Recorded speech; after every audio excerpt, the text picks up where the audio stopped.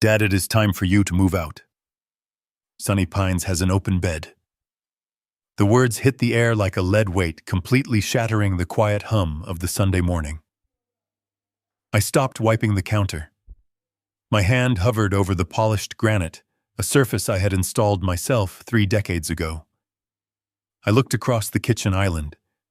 There sat my 44-year-old son, Bradley, casually chewing on a piece of bacon.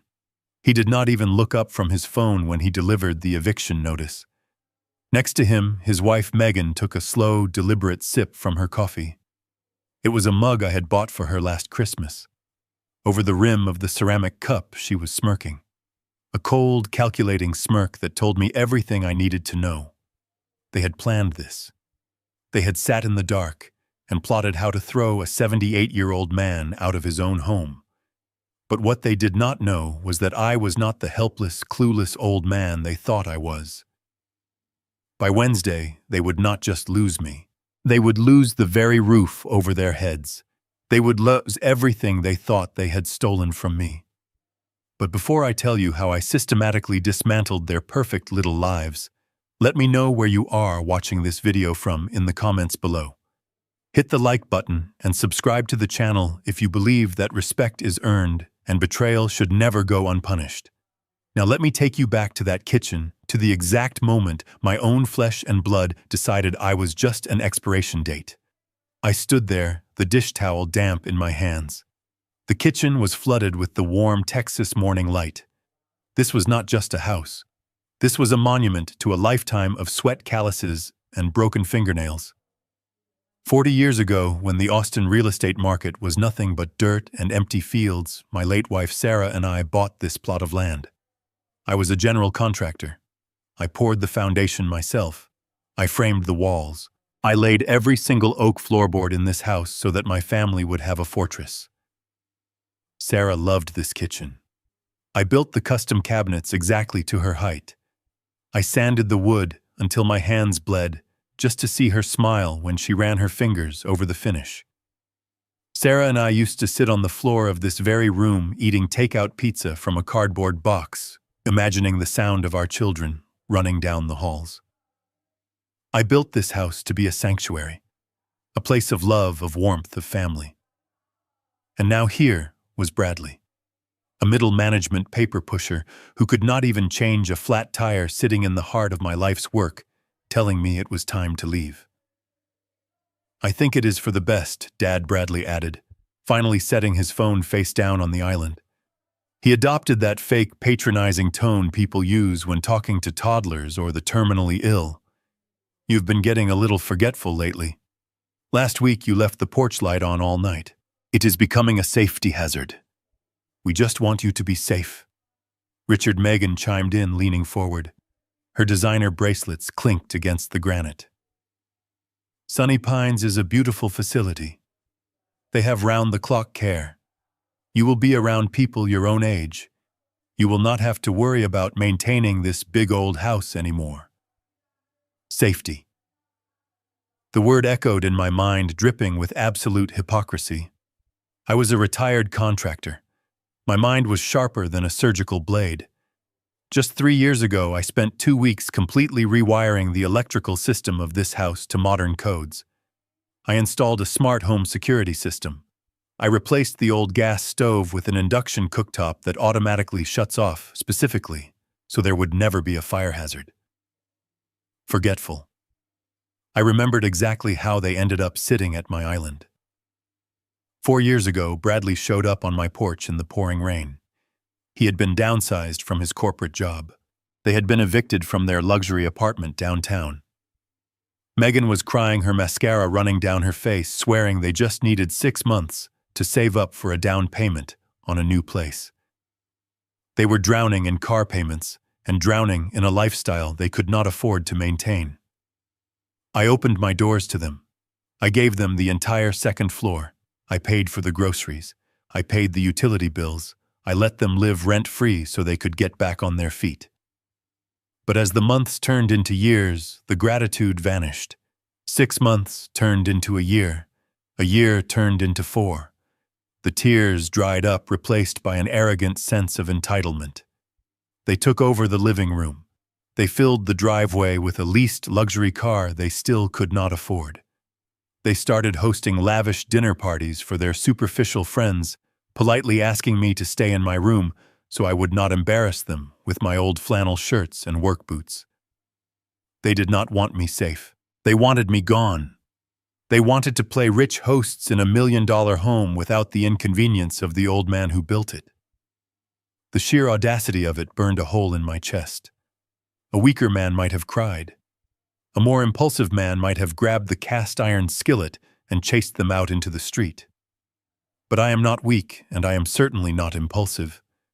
In my line of work, you do not tear down a wall until you know exactly where the load-bearing beams are. You assess the structure. You plan the demolition. I let my shoulders slump. I forced my hands to tremble just a little bit, letting the dish towel slip from my grip and fall onto the counter. I looked down at my worn-out slippers playing the role they had written for me perfectly. "Maybe you are right," I whispered, my voice sounding frail and defeated. "The house is getting a bit too much for me. I just need some time to think about it." The relief that washed over their faces was instantaneous. Bradley exhaled loudly, a triumphant grin breaking through his fake concern. Megan actually clapped her hands together, a short, sharp sound of victory. "Of course, Dad," Bradley said, standing up and patting my shoulder, as if he had just won a difficult negotiation. "Take the weekend. But we really need an answer by Monday, so we can secure the bed." They turned back to their breakfast, their mission accomplished. I turned around and began to walk slowly toward the hallway. I dragged my feet, selling the illusion of a broken man. But as I passed the entryway table, my eyes locked onto Megan's expensive leather purse. It was sitting open carelessly, tossed onto the mahogany console. Sticking out of the side pocket was a thick manila envelope. The corner of the document was visible, bearing the seal of a local notary public, and a few words printed in bold black ink. Words that made the blood freeze in my veins. I did not stop. I did not stare. I kept shuffling down the hallway toward my bedroom. But the frail old man act was over the second I closed my bedroom door. The war had just begun. I sat on the edge of my bed, staring at the floorboards, letting the anger settle into a cold, hard focus. A few minutes later, a soft knock echoed against the wood of my door. It was Bradley.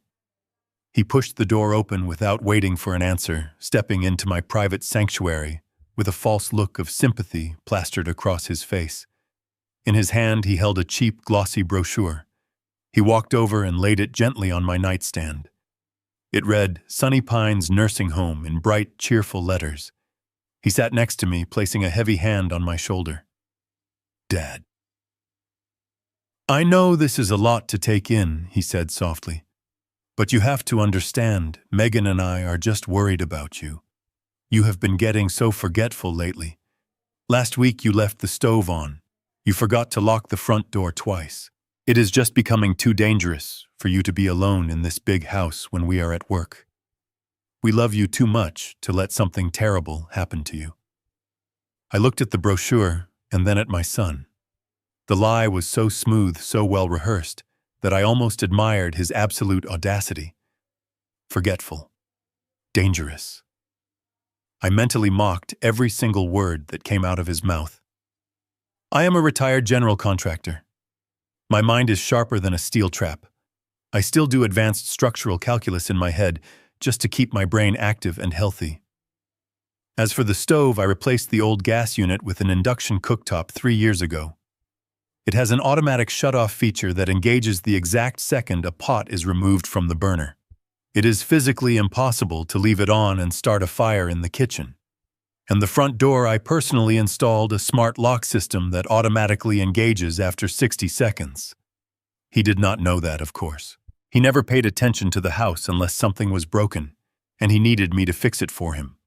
The truth had nothing to do with my safety or my memory. It had everything to do with their aesthetic and their pride. 4 years ago, they came to me completely broke, drowning in debt, and begging for a roof over their heads. I took them in without a second thought because he was my son. But now my presence was an inconvenience to their lifestyle. They wanted to play the role of rich, sophisticated hosts to their new circle of wealthy Austin friends. An old man in flannel shirts and scuffed work boots walking through the living room ruined the illusion of their perfect self-made success. They wanted the million-dollar home without the man who actually built it. They wanted to erase me from the picture entirely. I forced my hands to shake. I reached out and picked up the brochure, letting my fingers tremble against the cheap paper. I looked at Bradley with wide, frightened eyes, perfectly playing the part of the helpless senior citizen they so desperately needed me to be. "Is it nice there?" I asked, keeping my voice small and wavering to sell the performance. "It is wonderful, huh?" Bradley smiled clearly, relieved that I was not putting up a fight or arguing with him. "They have a beautiful garden. They have a piano in the common room. You will make so many friends your own age. Just look over the brochure today. We can talk more about the transition tonight when we get home." He patted my knee, stood up, and walked out of the room, closing the door behind him. The moment the latch clicked into place, my trembling hands went perfectly still. I tossed the insulting brochure directly into the trash can beside my desk. I did not need a nursing home. I needed a battle plan. I waited in my room until I heard the heavy thud of the garage door closing. They were finally leaving for work. I walked over to the bedroom window and watched their leased luxury car back out of the driveway and disappear down the suburban street. The house fell into a deep, hollow silence. Now it was my turn to work. If they were planning to put me away and take over my home, I needed to make sure all my legal documents were secure and untouchable. I needed to find my property deed immediately. The original deed was locked safely in a deposit box at the downtown bank, but I kept a certified copy in my old study at the end of the hall. I needed to review the exact wording of the title to ensure there were no hidden loopholes Bradley could try to exploit with a shady lawyer. I stepped out of my bedroom and walked down the long sunlit hallway. The floorboards creaked under my weight, a familiar sound I had known for over 40 years. I reached the end of the hall and placed my hand on the brass doorknob of my study. It was a room where I had drafted hundreds of blueprints, where I had taught Bradley how to manage his first allowance, and where I kept the records of my entire life's work. It was my private space, a room Megan rarely ever entered because she claimed it smelled too much like old paper and cedar wood. I turned the knob, expecting the heavy oak door to swing open easily. It did not move. I frowned and tried again, putting my weight into my shoulder and pushing against the wood. The door was completely locked. But it was not just locked. As I leaned closer to inspect the hardware, I realized the old standard doorknob had been completely removed. In its place was a heavy-duty, high-security deadbolt. My own study, the room containing all of my most private, financial, and personal documents, had been sealed off from me. I stood there in the quiet hallway, staring at the shiny new brass lock, and a cold realization washed over me. I had come looking for a simple piece of paper, but I had just found something much more shocking. This was no longer just an eviction. This was a hostile takeover. They had invaded my personal sanctuary, a place filled with memories of Sarah and my hardest working years. The audacity to change a lock inside my own home, a home I built with my bare hands, ignited a fire inside me that had not burned this hot in decades. I traced my fingers over the cold metal of the new deadbolt. They thought they could simply lock me out of my own life. They thought I would just pack my bags, hand over the keys, and quietly fade away into a sterile nursing home room. They were gravely mistaken. I slowly pulled my hand away from the door and smiled. It was a dark, humorless smile. Bradley had forgotten one very important detail about the father he was trying to discard. A lock is only an obstacle if you do not know how to take it apart. And I knew exactly where I kept my heavy-duty tools. I stood there, my hand resting on the cold brass of the new deadbolt. This study was the nerve center of my life. The oak desk inside held my tax returns, banking ledgers, and the certified copy of the property deed. It was the one room that still belonged entirely to me. Now I was locked out. A floorboard creaked behind me. "Richard, what are you doing?" I turned. Megan stood at the end of the hallway wearing a silk robe and holding a steaming cup of herbal tea. Her eyes darted from my hand to the new lock. A brief flicker of panic crossed her expression, quickly masked by that same patronizing smile. She glided down the hallway, her bare feet padding softly against the oak floor. I let my shoulders drop, slipping back into the character of the confused old man. I pointed a trembling finger at the door. "I was just trying to get some old tax papers," I said, keeping my voice hesitant. "But the knob does not seem to want to turn. Did the lock break?" Megan let out a theatrical sigh, placing her free hand gently on my forearm. Her touch felt like ice. "Oh, Richard, I am so sorry. I turned this room into my private yoga studio. I really needed a Zen space to meditate. You know how stressful things have been for Bradley and me lately. A yoga studio." The lie was so utterly ridiculous. It took every ounce of my willpower not to laugh. Megan did not do yoga. Her idea of decompressing was maxing out a credit card at a boutique. Furthermore, the study was the worst possible room for a studio. It faced the afternoon sun, directly turning into an oven by 3 p.m., and my massive mahogany desk dominated the floor space. "But what about my papers?" I asked, widening my eyes to look distressed. "My ledgers? The filing cabinets?" "Oh, do not worry about that," she said breezily, taking a sip of her tea. "I had Bradley pack those dusty old boxes and move them down to the basement. You do not really need to worry about all that complicated financial stuff anymore. You should be relaxing. We have everything handled." Handled. That word echoed ominously in my mind. Her lie about the basement was the fatal flaw in her story. The basement was notoriously damp. When Sarah was alive, we never stored anything down there because the mildew would ruin it in weeks. Megan knew this. She claimed she saw a spider down there 3 years ago and refused to set foot on the stairs ever since. There was absolutely no way she hauled heavy boxes of files down to a damp cellar. My papers were still in that room, and she was guarding them. I nodded slowly, looking down at the floor as if I were too tired to argue. "I understand, Megan. A Zen space sounds nice. I will just go rest in my room." She patted my arm, her smile widening into a triumphant grin. "Good idea, Richard. Rest up. Bradley and I are going out tonight.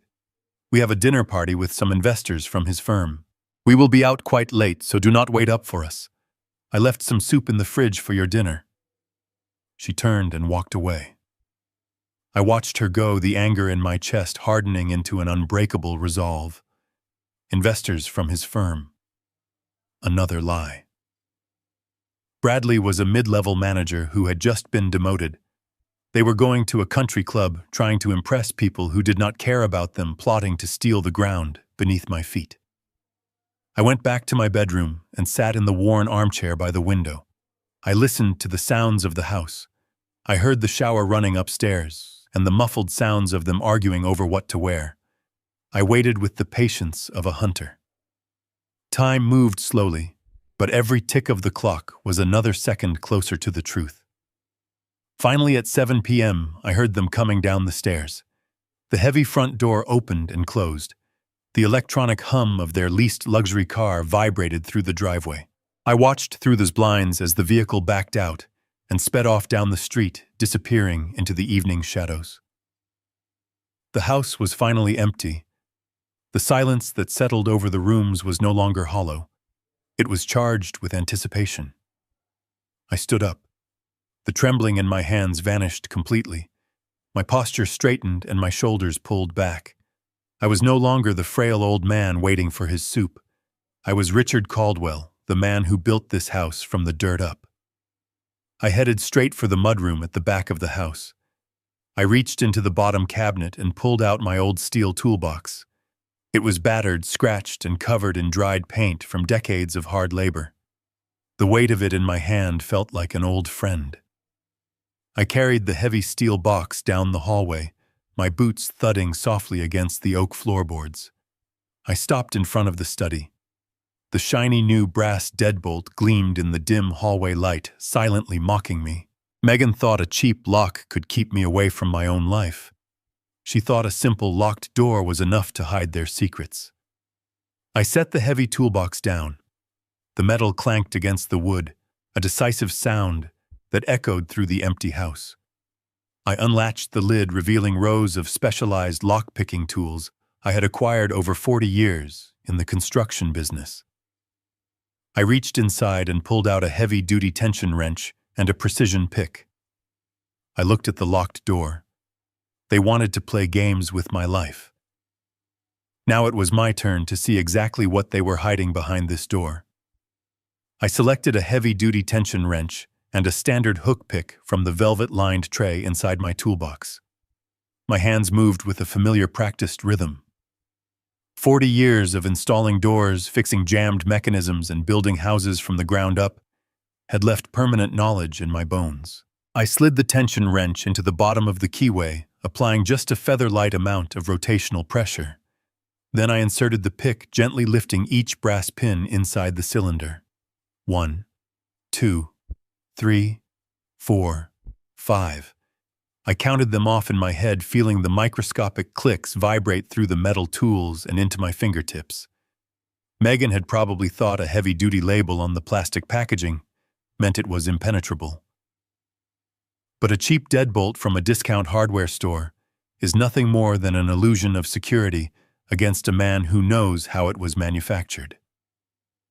Exactly 45 seconds after I knelt down, the final pin set into place. The cylinder turned with a heavy, satisfying thud. I withdrew my tools, stood up, and pushed the heavy oak door open. The hinges groaned softly, a sound I had not heard in months. I stepped across the threshold, my eyes adjusting to the dim light filtering through the closed wooden blinds. I reached out and flicked the wall switch. The brass desk lamp flickered to life, casting a warm yellow glow across the room. I stood frozen in the doorway for a long moment, simply taking in the sheer disrespect laid bare before me. There was no yoga mat on the floor. There were no meditation cushions, no incense burners, no signs of a peaceful Zen sanctuary whatsoever. Instead, my private study looked like the aftermath of a desperate burglary. The room was in complete chaos. My beautiful mahogany desk, a piece of furniture I had salvaged and restored by hand decades ago, was covered in a mountain of scattered documents, empty coffee mugs, and crumpled-up legal pads. But the sight that truly made my stomach turn was located in the far corner of the room. My twin steel filing cabinets had been dragged away from the wall. The heavy metal drawers were hanging open at crooked angles. Someone had taken a pry bar or a heavy flathead screwdriver to the built-in locks. The steel was gouged, bent, and violently forced open, exposing 40 years of my meticulously organized life. My tax returns, my old building permits, Sarah's medical records, and my retirement account statements were pulled from their folders and carelessly thrown across the floor like worthless trash. A wave of bitter, suffocating betrayal washed over me. I walked slowly into the room, my boots crunching over a scattered pile of old bank statements. I stopped in the center of the study, remembering a rainy Tuesday evening over 30 years ago. In this very room, at that very desk, I had pulled up a wooden chair for a 12-year-old Bradley. He had been so proud of his first lawn mowing money. I had bought him a little green ledger and sat patiently beside him for 2 hours, teaching him how to balance a checkbook. I had explained to him the value of a hard-earned dollar, the importance of keeping his financial word, and the necessity of honest labor. I remembered the way he had looked up at me with wide, innocent eyes soaking in every word like gospel. I had believed with every fiber of my being that I was raising a man of integrity. Now, looking at the violently pried metal of my filing cabinets, that memory felt like a cruel, sick joke. The boy who had meticulously recorded his $5 lawn mowing earnings had grown into a man who would crowbar his own father's private files while he sat in the next room, waiting for a bowl of leftover soup. It was not just an invasion of privacy. It was a complete and utter desecration of every single value I had ever tried to instill in him. They had not just searched this room. They had ransacked it with a frantic, greedy desperation. I forced myself to breathe evenly, pushing the emotional ache down and replacing it with the cold, calculating mindset of a contractor assessing a severely damaged foundation. I walked over to the mahogany desk and looked down at the chaotic spread of papers. They were searching for something specific. You do not destroy two heavy steel filing cabinets unless you are hunting for a very particular hidden document. I began to carefully sift through the mess on the desktop, moving aside the crumpled legal pads and old coffee rings. Beneath a stack of irrelevant utility bills, a familiar heavy stock paper caught my eye. I pulled it free. It was the deed to the property, or rather my certified copy of the property deed. My heart skipped a beat, then immediately settled as I recognized the watermark. Thank God my lawyer Thomas had advised me to keep the original sealed in a secure bank vault downtown years ago. But the fact that Bradley had dug out the copy meant they were actively researching the legal boundaries of my ownership. I placed the deed down and continued to search the immediate area. Next to the keyboard of an old laptop they had left plugged in, I noticed a thick stack of freshly printed emails. The paper was still crisp. I picked up the stack and adjusted my reading glasses. The emails were sent from Bradley's personal account, not his work email. I looked at the recipient address. It was a representative from a company called Apex Horizon Financial. I recognized the name immediately from my years in the real estate business. They were not a traditional bank. They were a predatory lending company, notorious for offering high-interest, aggressive cash loans against property assets. My eyes scanned the printed text, jumping from one paragraph to another. The words blurred before my vision sharpened with adrenaline. The representative from Apex Horizon Financial was walking Bradley through securing a massive loan. You do not get that size loan without collateral. Bradley had absolutely zero assets. The luxury car belonged to a dealership. Megan's clothes were bought on credit.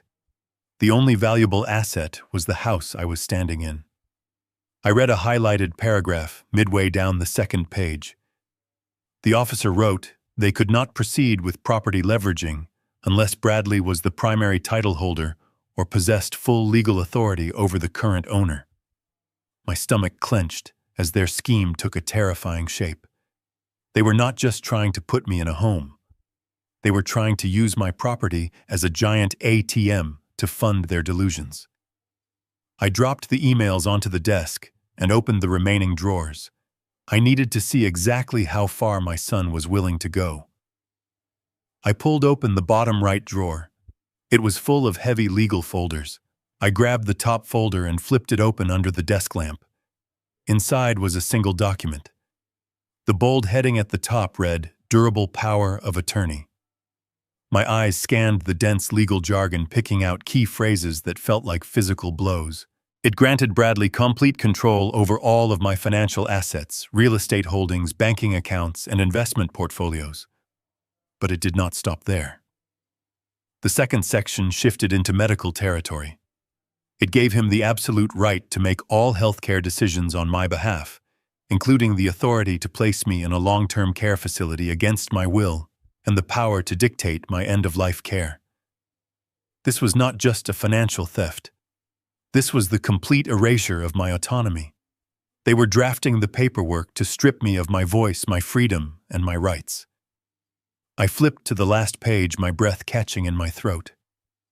There on the bottom line was my signature, Richard Caldwell. I stared at the ink. The cursive loops were a sloppy imitation of my handwriting. Bradley clearly tried to copy my signature from an old card. He pressed too hard on the paper, making the ink pool at the end of the letters. Next to the forged signature was a bright blue notary stamp, complete with a signature from someone I had never met. It was a fake stamp easily ordered online by anyone with a card.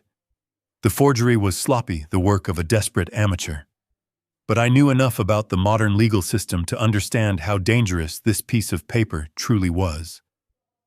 If Bradley walked into a busy bank branch or a predatory lending office with this document, a careless clerk might just process the request.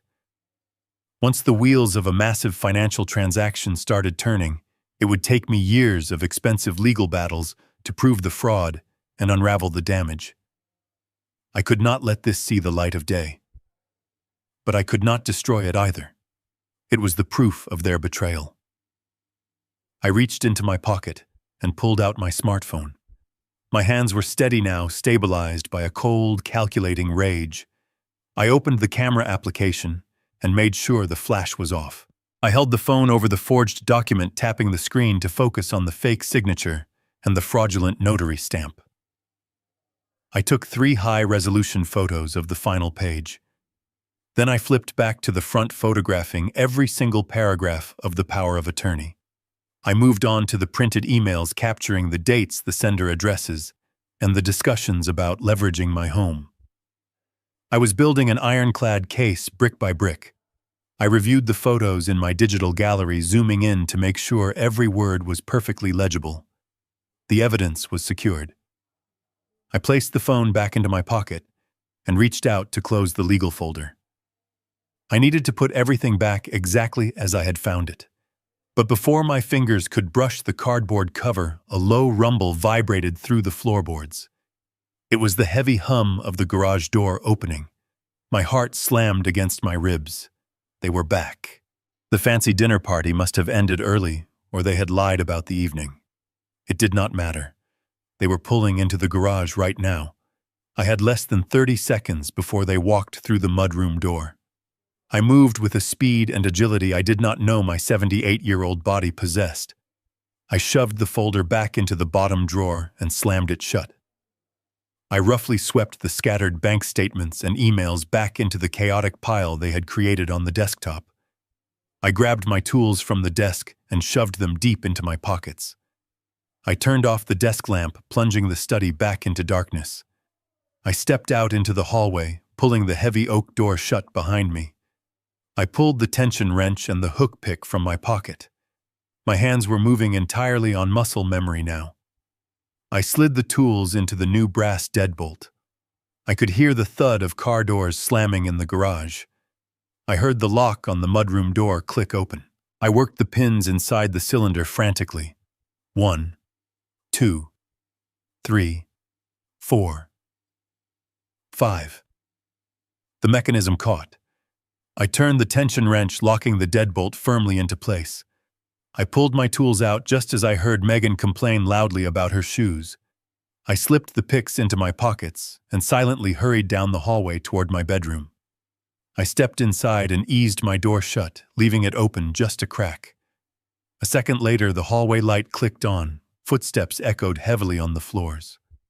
I stood in the dark, my chest heaving silently, clutching the phone in my pocket.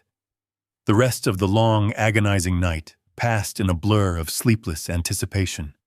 I laid awake and listened to the muffled sounds of Bradley and Megan moving around the house, their voices unaware of the storm gathering right beneath their feet.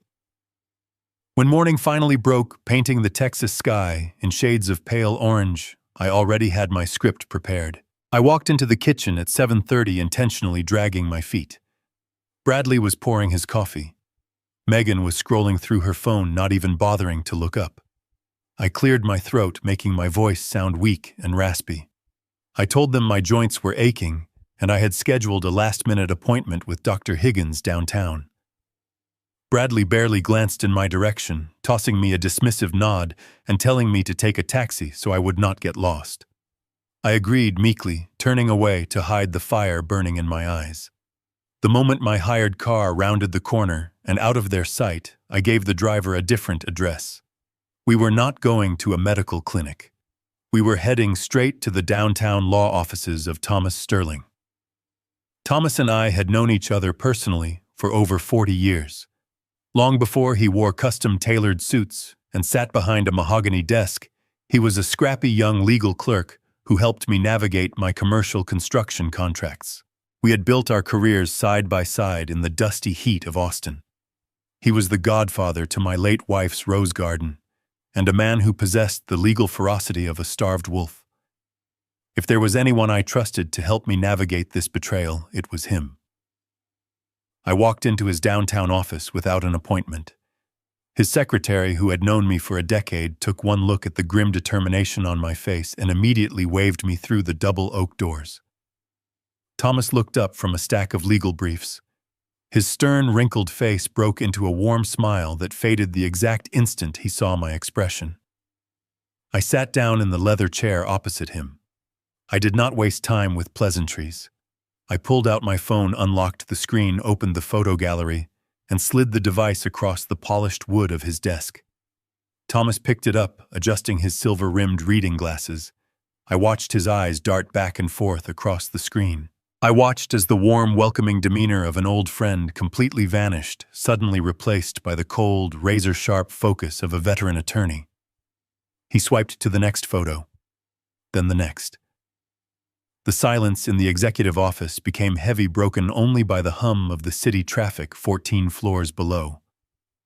When he finally reached the image of the forged signature and the fake notary stamp, the vein in his temple throbbed. He placed the phone gently back onto the polished desk, slowly removed his glasses, and let out a very long, slow breath. His voice, when he finally spoke, was dangerously quiet and laced with venom.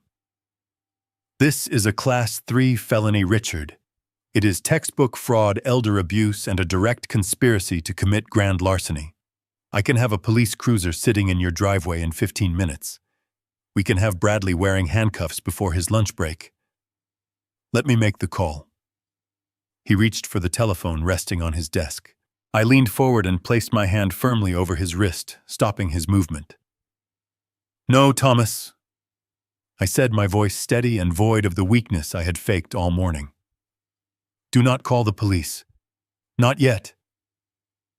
Thomas looked at me, his brow furrowed in confusion and rising anger.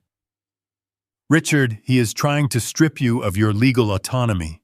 He is trying to steal $1 million property and lock you in a state-run facility against your will. You simply cannot protect him from this terrible consequence. He crossed a line that cannot be uncrossed by an apology." "I am not protecting him," I replied, staring directly into the eyes of my oldest friend. "Jail is entirely too easy for what he has deliberately done. If he goes to jail right now, he gets a public defender. He cries to a judge about making a mistake, and Megan plays the weeping victim. They will paint me as a confused old man who misunderstood their intentions. No. I want to take away the one thing they truly love in this world.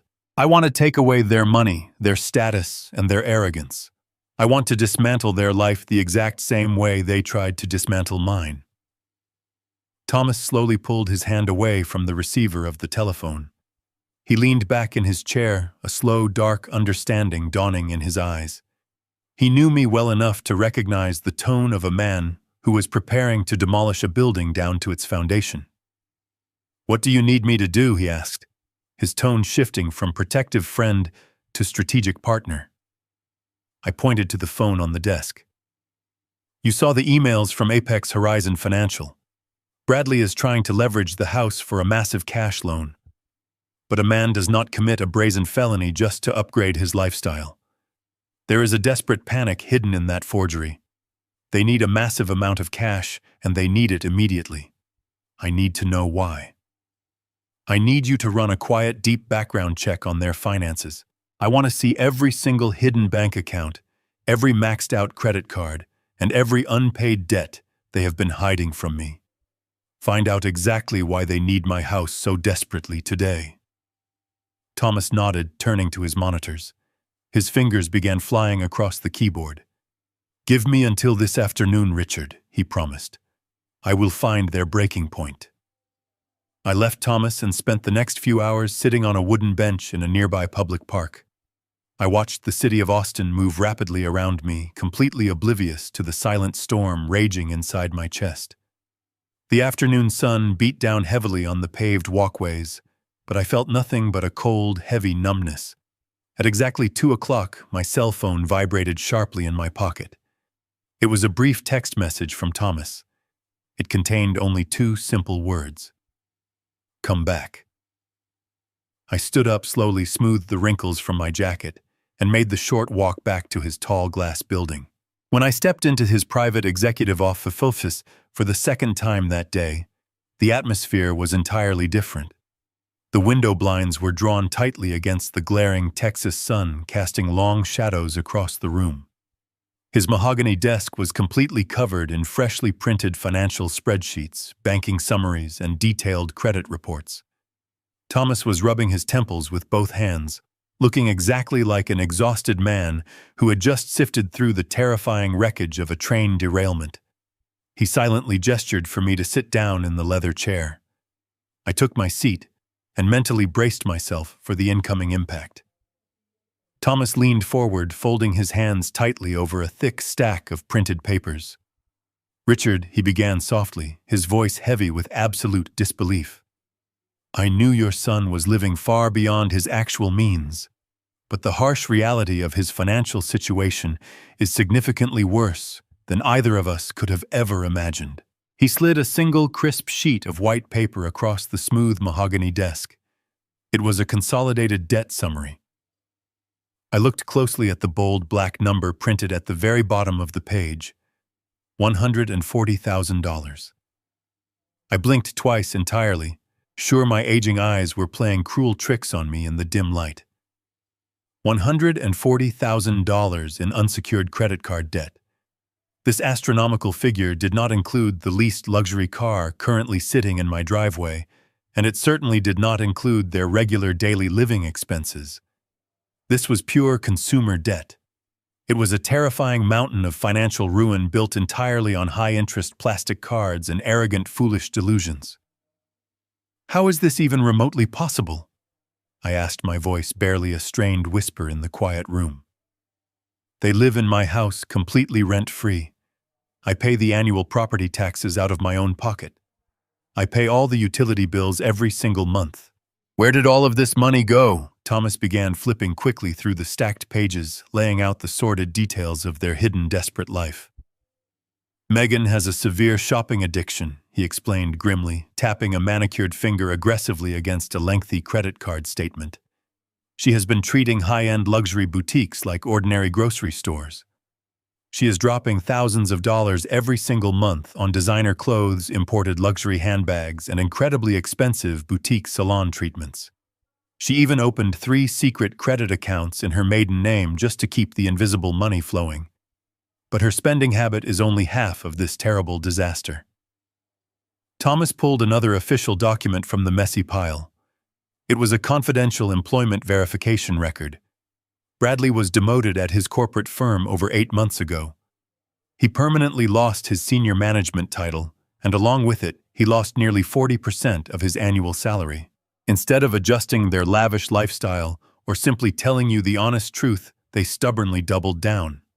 They used high-interest credit cards to cover the massive financial gap, pretending everything was fine, while they drowned in an inescapable sea of compounding interest and late fees. I sat back deep into the leather chair, feeling a sickening mixture of utter disgust and profound sorrow. I thought about the sheer volume of sweat, blood, and immense personal sacrifice it took to build a truly stable life. When Sarah and I bought that empty dirt lot in Austin 40 long years ago, we did not have a single extra penny to spare. We lived on cheap canned beans and plain white rice for 2 solid years just to save money.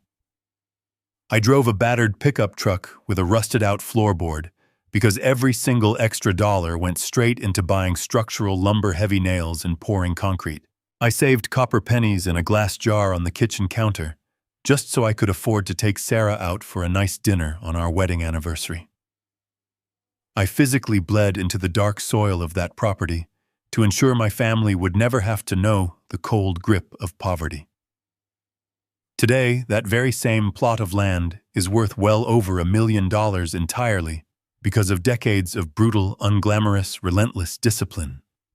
And now my own flesh and blood son was actively trying to steal my entire life's work simply to pay for his wife's shallow vanity and his own pathetic, shameful cowardice. He simply could not face the harsh reality of his own professional failure, so he actively decided to sacrifice my peaceful future just to hide his own massive mistakes. They are completely broke, Thomas stated flatly. The credit card companies are preparing to file lawsuits. They are desperate animals backed into a dangerous corner. But this is where the story goes from a tragic financial failure to a calculated criminal conspiracy. Thomas grabbed a different folder and pulled out a complex application. Do you remember the printed emails you found from Apex Horizon Financial? He asked quietly. I nodded slowly. Thomas pointed his pen directly at the third paragraph. The forged power of attorney is not just about medical decisions. Look right here. I leaned in and read the tiny print. The breath caught painfully in my throat. The forged document was the exact key they needed to unlock a massive financial scheme. Thomas tapped the application form with the heavy gold barrel of his pen.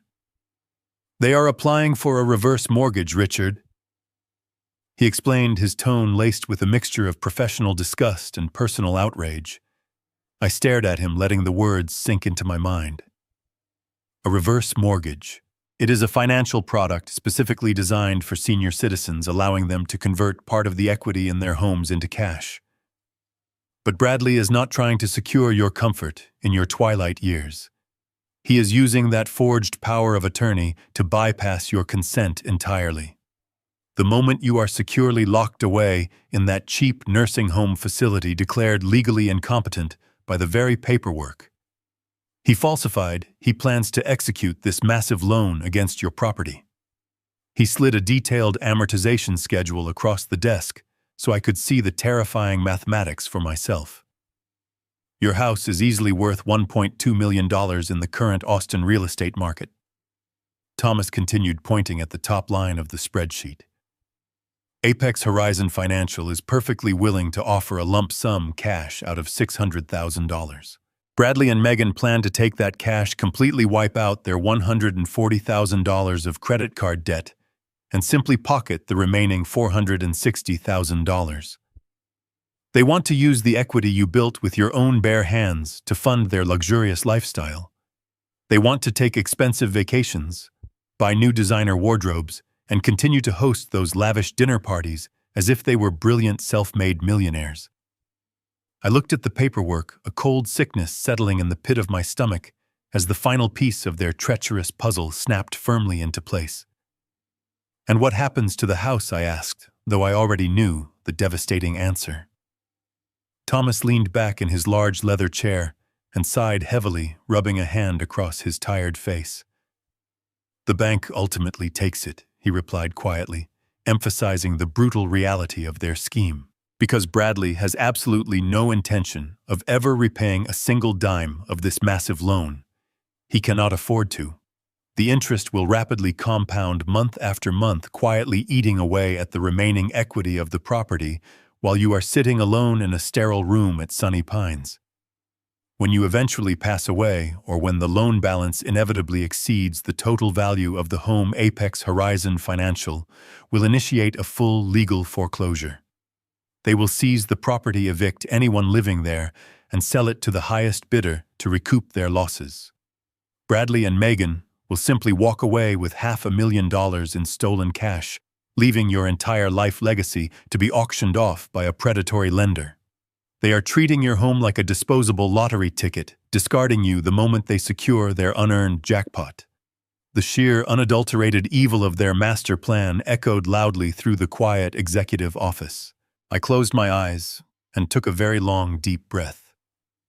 For the past 24 hours, a profound, agonizing heartbreak had been tearing my chest apart.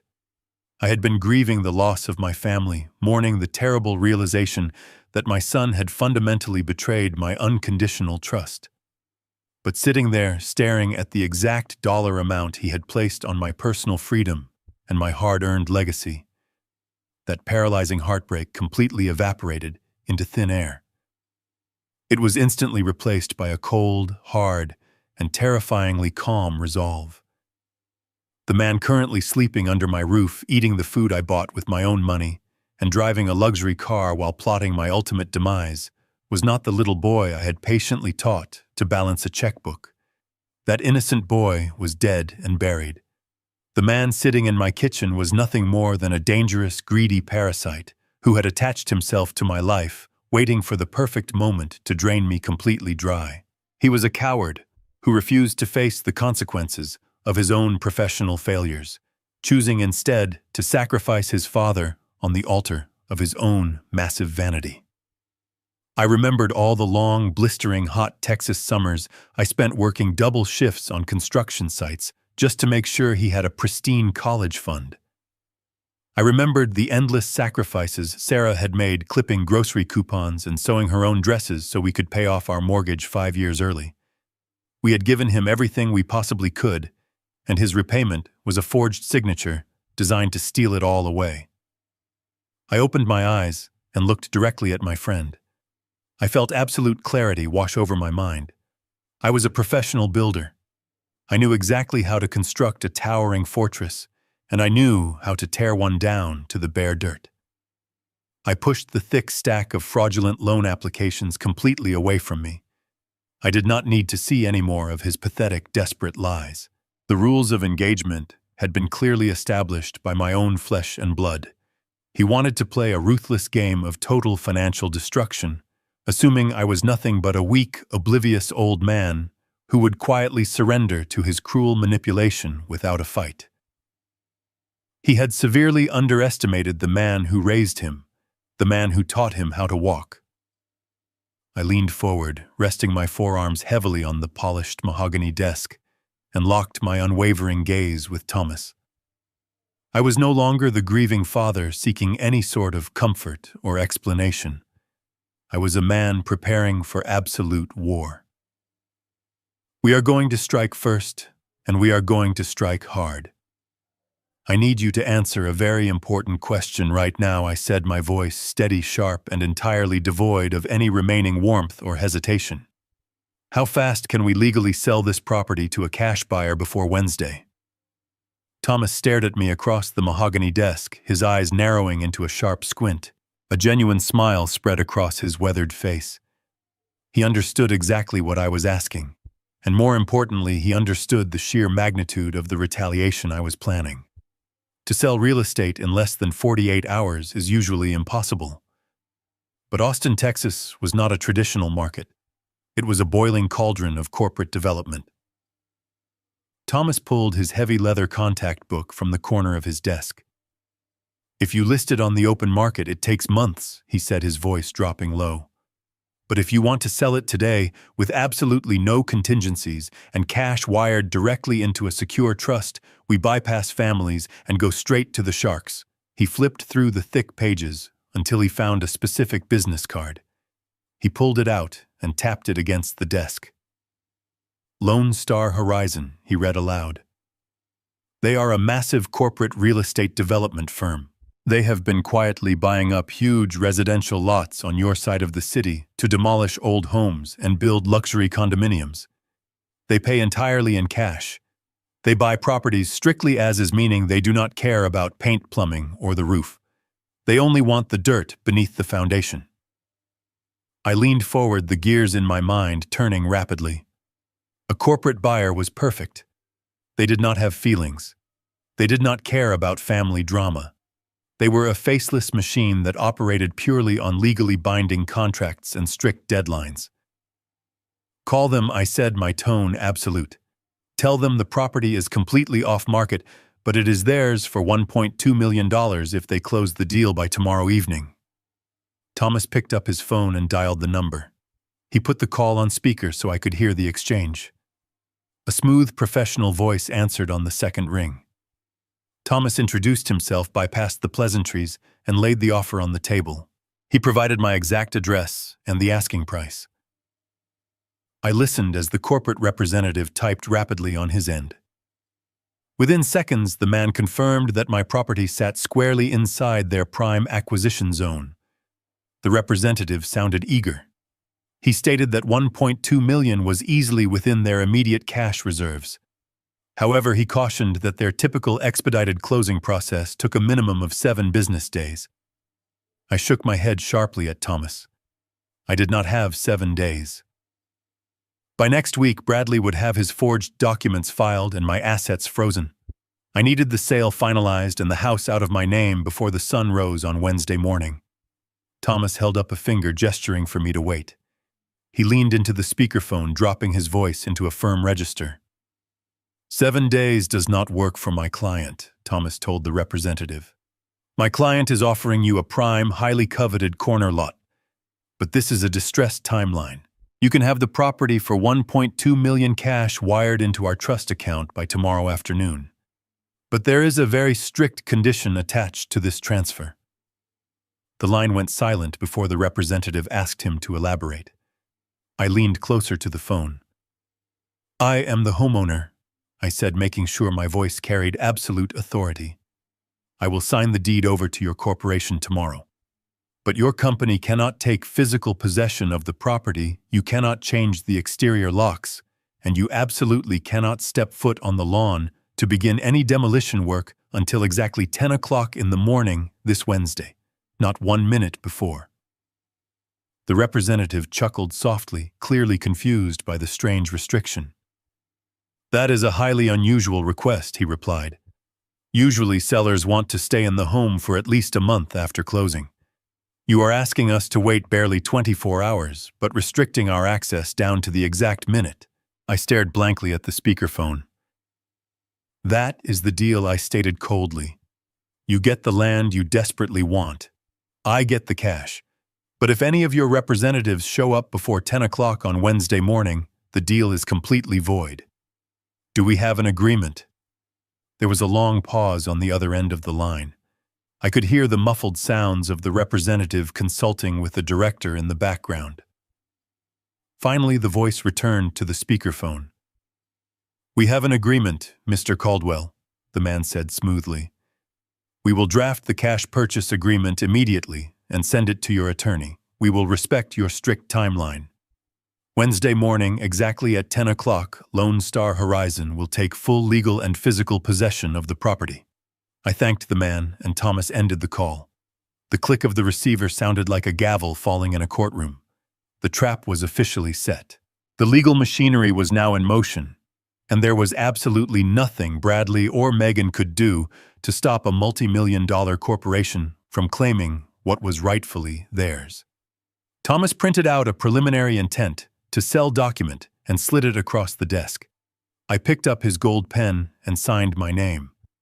This time, the signature was not a sloppy forgery. It was bold, sharp, and final.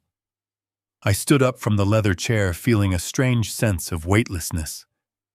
The house was gone. The fortress I built for my family was destined to become a pile of splintered wood. But I did not feel sorrow. I felt justice. I firmly shook his hand and walked out of his office. The real challenge was just beginning. I had to go back to that house, sit across the table from the parasites trying to ruin me, and play the ultimate final acting game. I had to be the frail, forgetful old man for just a little while longer. Tuesday morning arrived with a suffocating heaviness. I sat at the kitchen island, slowly stirring plain oatmeal, while Bradley and Megan rushed around in their usual frenzy. Bradley was busy tightening his silk tie, complaining about traffic. Megan was practically vibrating with excitement, talking rapidly on her phone about a patio remodeling project she planned for the weekend. She was oblivious to the fact that by Saturday, this patio would be a pile of shattered concrete and twisted rebar. I kept my head down, forcing my hands to tremble slightly as I lifted my spoon. I played the defeated father perfectly. I agreed with their timeline, nodded at their instructions, and promised to start packing my suitcases that afternoon. By 8:30, they were out the door, leaving me alone in the quiet house. My timeline was tight. Lone Star Horizon was willing to wire the cash, but corporate policy dictated a mandatory visual inspection of the interior structure before final funding. It was a mere formality for a demolition company, just a quick walkthrough to confirm the property matched the county records. The inspector was scheduled to arrive at 1 o'clock, right in the middle of their workday. At 5 minutes to 1, a white commercial pickup truck pulled into the driveway. A tall man in a high-visibility vest and hard hat stepped out carrying an electronic tablet. I met him at the door before he could ring the bell. He introduced himself as Marcus, the lead site assessor for Lone Star Horizon. He was strictly business, entirely uninterested in the beautiful oak floors or the custom cabinets I built for Sarah. He walked through the living room with heavy steps, tapping rapidly on his screen.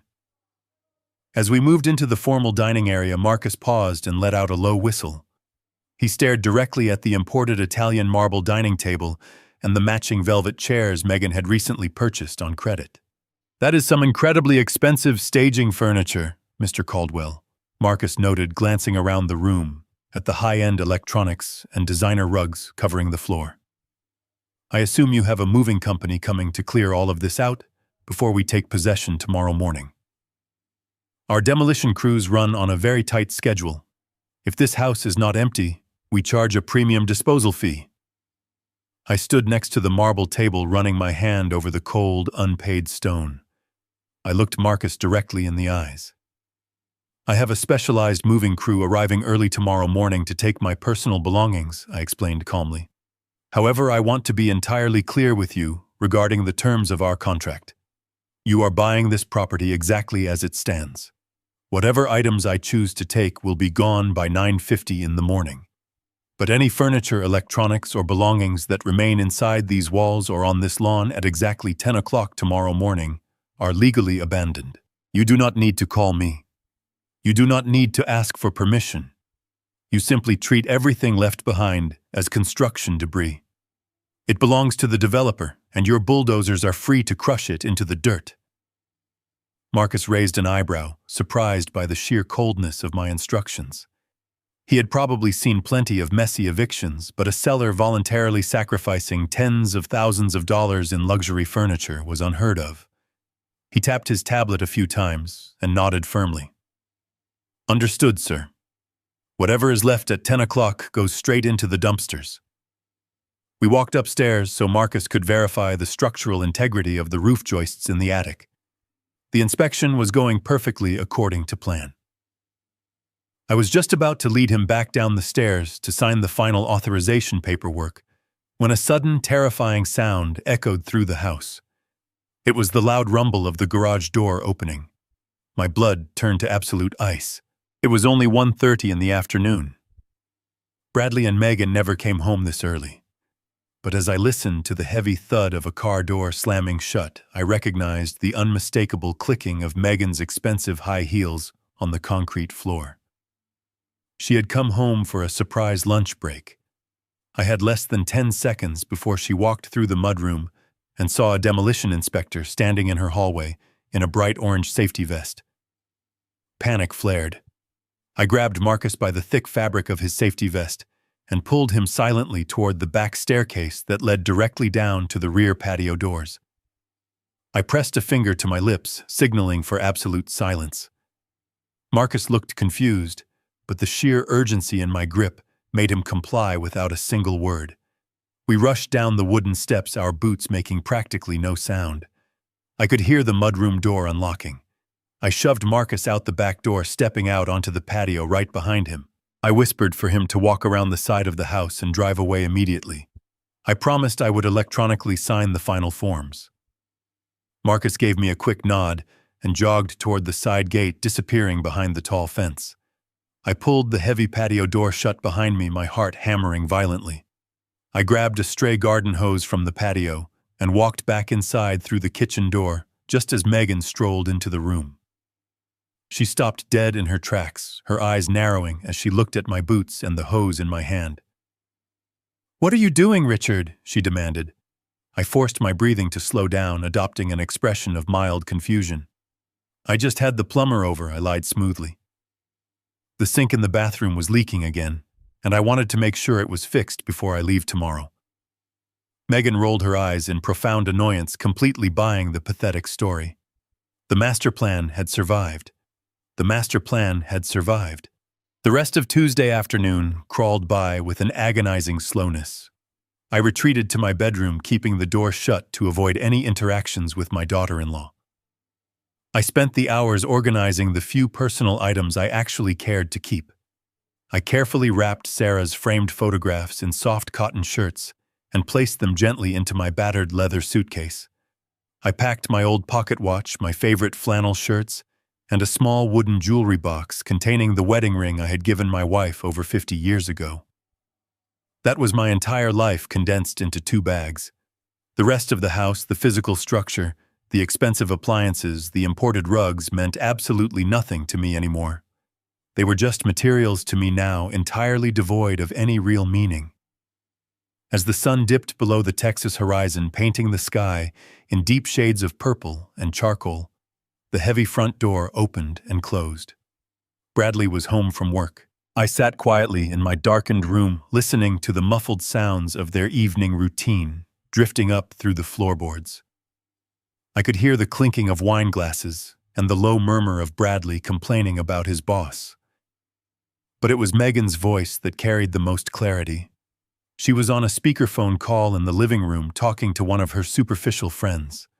Her high-pitched laughter echoed through the hallway, sharp and incredibly grating. I walked silently over to my door, pressing my ear against the cool wood to listen. I could hear every single word she was saying perfectly. "I am telling you, it is going to be absolutely fabulous," Megan practically squealed into the phone. "The old man is moving out tomorrow morning. He is going to some assisted living place across town. Once he is gone, we are going to completely gut the downstairs. I am throwing a massive house remodeling party next weekend to celebrate. We are going to knock down the wall between the kitchen and the dining room to create a totally open concept space. We are bringing in caterers, and I already ordered a dozen bottles of imported champagne. It is going to be a fresh start for us. A real step up in our social circle." I stood in the dark, a silent smile spreading across my face. I shook my head in pure disbelief at her arrogant delusion. She was planning a remodeling party. She was inviting her wealthy friends over to drink champagne and smash a single wall with a sledgehammer for fun. She had no idea that a professional demolition crew of 15 men would be arriving in less than 18 hours to bring the entire structure down to the dirt. She thought she was going to repaint the kitchen cabinets. Lone Star Horizon was going to crush them into splintered kindling with a bulldozer. The sheer poetic irony of her foolish conversation was almost too delicious to bear. I pulled away from the heavy wooden door and walked back over to my small writing desk in the corner. I reached into my bag and pulled out my secure digital tablet. Thomas had provided it to me earlier that morning to ensure our communications remained completely encrypted on the home network. I pressed the power button, and the screen illuminated my face with a pale blue glow. I opened the secure email portal. Right at the top of the inbox was a message from Thomas Sterling, marked with high importance. The subject line read, "Final closing documents for immediate execution." I took a deep, steadying breath and tapped the screen to open the legal file. The document was 40 pages long, filled with corporate terminology, liability, waivers, and the absolute transfer of property rights. I read through the summary page, verifying every detail we had negotiated. The purchase price was listed clearly. $1,200,000 payable entirely in a cash wire transfer. I scrolled down to the funding section. Thomas had executed his part of the strategy flawlessly. The destination for the corporate funds was not my local checking account, which Bradley could potentially attempt to freeze or dispute using his forged legal papers. Instead, Thomas had established a private offshore trust account in my name. The money would cross international borders the moment the contract was signed, instantly vanishing into a secure financial fortress, untouchable by my son, his predatory lenders, or any local court system. Bradley wanted to steal my equity to pay off his massive credit card debts. Now he would not be able to find a single penny, even if he hired a team of private investigators. I reached the final page of the document. A glowing yellow box indicated where my digital signature was required to execute the binding contract. I paused for just a fraction of a second. I looked around the room, taking in the crown molding I had installed, the sturdy window frames I had built, and the solid floor beneath my feet. This house had held my greatest joys and my deepest sorrows. It was the physical manifestation of my adult life. But the people downstairs had poisoned the well. They had turned my sanctuary into a prison of deceit. I placed my finger on the smooth glass of the tablet and carefully traced my signature. I hit the submit button. A green checkmark appeared on the screen, accompanied by a small chime. The tablet displayed a confirmation message stating the wire transfer had been initiated and successfully completed. The money was secured. I turned off the tablet and set it down. I looked out the window into the dark Texas night. The sale was finalized. The legal title had been transferred. I was sitting inside a building that no longer belonged to me. The property was now the legal asset of a ruthless corporate demolition company, and the countdown to destruction had officially begun. The morning sun broke through the curtains, casting a pale gray light over my bedroom. It was Wednesday, the day of the reckoning. I stood up from my bed, my joints popping in the quiet room, and walked over to the closet. Today required a very specific costume. I bypassed the clean-pressed button-down shirts and reached for a faded moth-eaten flannel and a pair of trousers that were slightly too large for my frame. I wanted to look exactly like the defeated, fading old man they so desperately needed me to be. I shuffled over to the corner of the room where my 2 battered leather suitcases sat. I had packed them the night before, filled only with the few precious memories I was taking with me. The heavy silence of the house was broken by the sound of upbeat music pulsing from the kitchen downstairs. They were actually playing celebratory music. I gripped the handles of my suitcases. I forced my posture to stoop, rounding my shoulders and letting my chin drop toward my chest.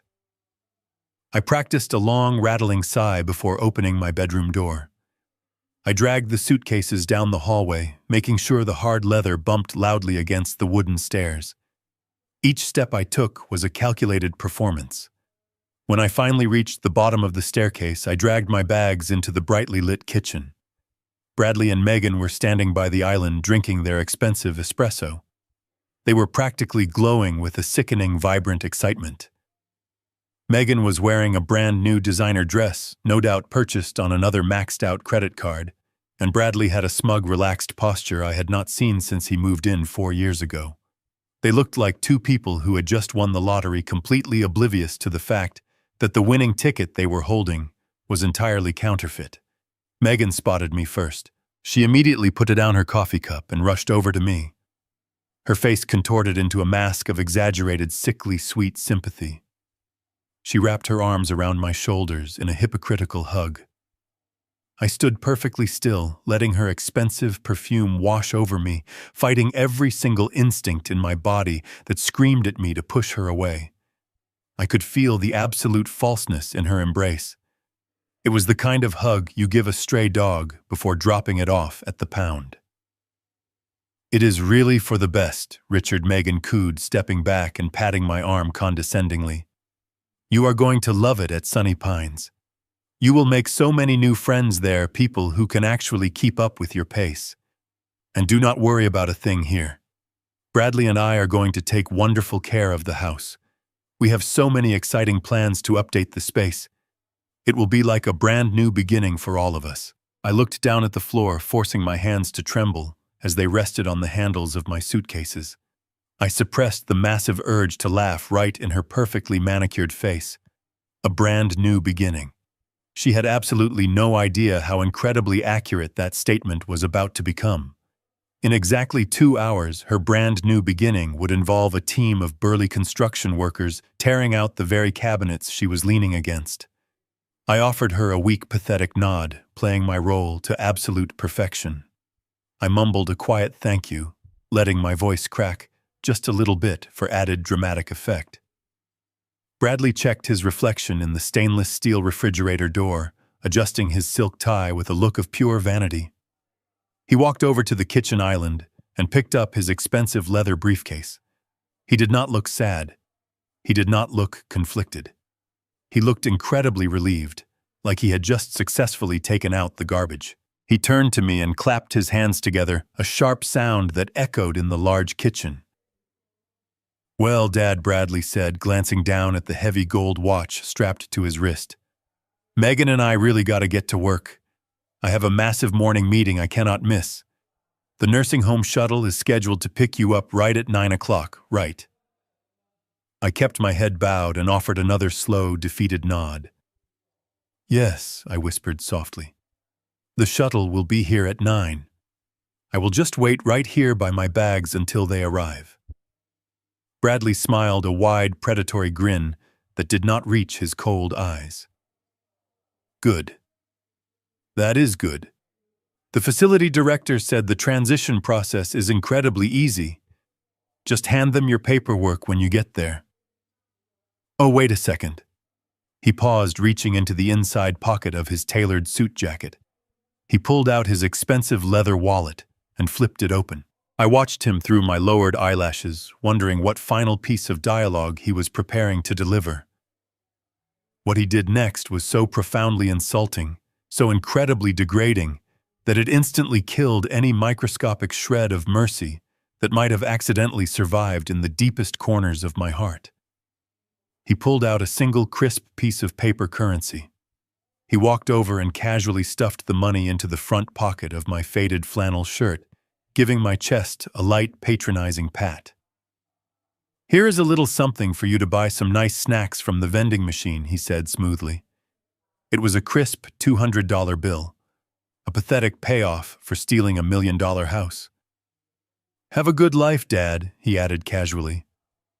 Then without a single backward glance, my son and his greedy wife walked out the door, leaving me completely alone in the kitchen. I listened to the heavy garage door close. I reached into my pocket, pulled out the $200 bill, and smiled a genuine, terrifying smile. The ultimate destruction could now begin. I stood alone in the absolute silence of the kitchen, the crisp $200 bill resting lightly in the palm of my hand. I stared down at the green ink tracing the printed numbers with my thumb. $200. It was a sum of money so incredibly pathetic, so profoundly insulting, that it momentarily took my breath away.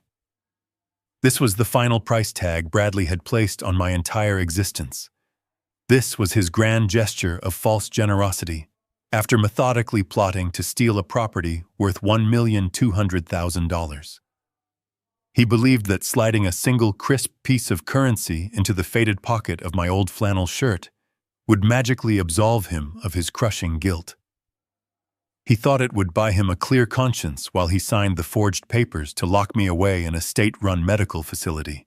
I thought about the thousands of hours I had spent laboring under the brutal Texas sun, pouring concrete and hammering nails specifically so he could have a life free of financial panic. I remembered handing him his very first car keys. I remembered paying his college tuition in full. Now he was offering me vending machine money to quietly disappear. I slowly folded the crisp bill in half, then in half again, and tucked it deeply into my pocket. I made a silent, unbreakable promise to myself right then and there. I would not spend a single cent of this insulting handout on myself. I was going to use this exact same bill to generously tip the foreman of my moving crew. It was the only fitting destiny for such dirty money. I turned away from the kitchen island and walked slowly toward the front of the house. I did not need to shuffle my feet anymore, but my body was still running on the lingering adrenaline of the performance. I moved into the spacious, formal living room and stood off to the side of the large bay window. I reached out and gently pulled back the edge of the heavy silk curtains Megan had recently purchased on another maxed-out credit card. I looked out through the pristine glass. The wide driveway was bathed in the bright morning sunlight. The heavy white garage door was fully open, revealing their leased silver Tesla. Bradley was already sliding into the driver's seat, adjusting his expensive tailored suit jacket so it would not wrinkle. Megan was settling into the passenger side, casually checking her makeup in the glowing vanity mirror and adjusting her oversized designer sunglasses. From the outside, anyone driving down our quiet suburban street would see the absolute picture of modern American success. A handsome, upwardly mobile couple heading off to conquer the corporate world from their massive luxury home. It was a complete and utter fabrication. The luxury car was rented. The designer clothes were unpaid. The house they were so proud to claim was legally gone. They were nothing but two incredibly desperate actors wearing expensive costumes, completely unaware that the theater they were performing in was scheduled for immediate demolition. It was a pathetic charade that was about to end very abruptly. The sleek electric vehicle hummed to life, a quiet, almost imperceptible sound compared to the loud, roaring engines of the heavy construction trucks I was used to driving.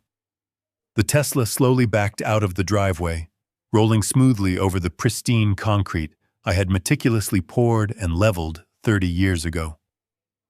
I watched them closely, waiting for any sign of hesitation, guilt, or regret.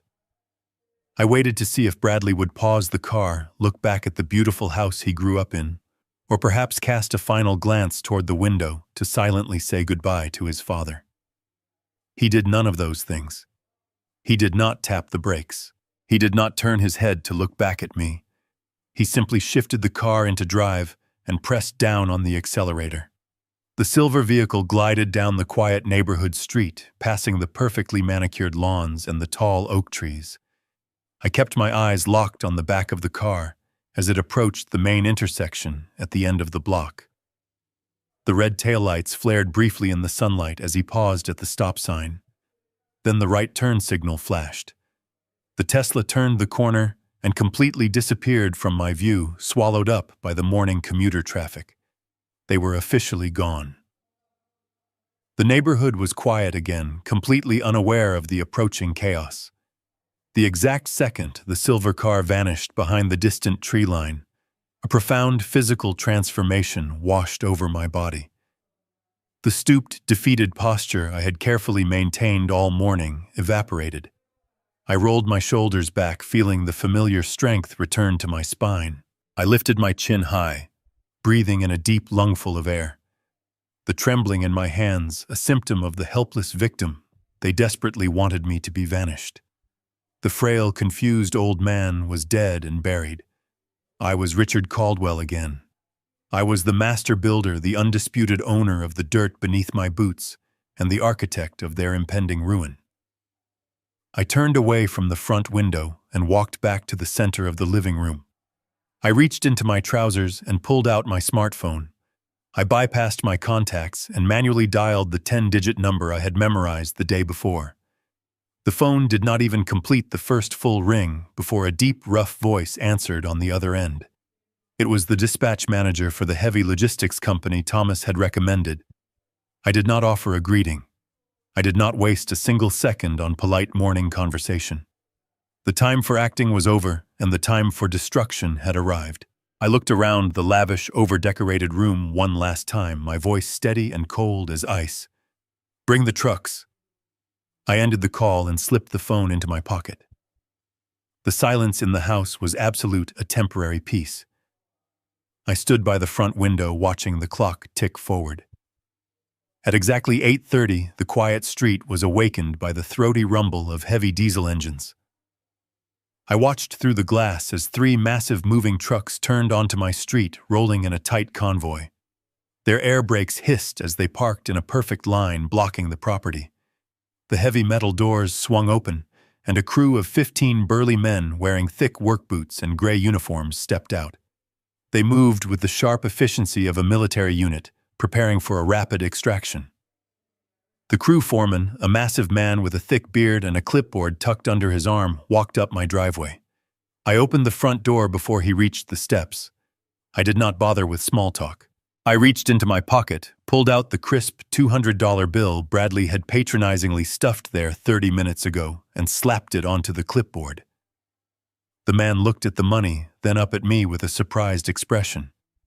"That is just the tip for getting your men moving twice as fast," I told him, my voice carrying the authority of a veteran contractor. "I have a strict deadline today, and I need this extraction executed flawlessly." The foreman pocketed the money with a firm nod, turning to his crew to whistle sharply. The men swarmed the lawn carrying heavy-duty dollies, thick moving blankets, and massive rolls of packing tape. I stood in the grand entryway and raised my hand, calling for their attention. The 15 men stopped and looked at me, waiting for orders. "Listen to me very carefully," I instructed, making sure my voice echoed clearly through the living room. "You are not clearing this entire house. You are only taking the specific items I point out to you. If I do not explicitly tell you to pack it, you do not touch it. You do not look at it. You leave it exactly where it sits." I walked them through the house, pointing out the genuine pieces of my life. I directed a team to the dining room, instructing them to carefully wrap and box the antique rosewood hutch that belonged to my late wife. I watched as they securely packed Sarah's delicate porcelain china, treating each piece with absolute respect. I sent another team down to the basement and out to the garage, ordering them to load up every piece of heavy machinery, power tool, and hand wrench I owned. Those tools had built this house, and they were leaving with me. I had them pack my heavy oak desk from the study, ignoring the chaotic pile of papers Bradley had scattered across the floor. The men worked with breathtaking speed.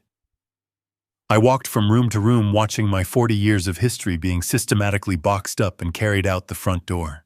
As my genuine belongings disappeared into the bellies of the massive moving trucks, the absolute absurdity of Bradley and Megan's fake life was left on full display. I explicitly told the movers to walk right past Megan's imported Italian marble dining table.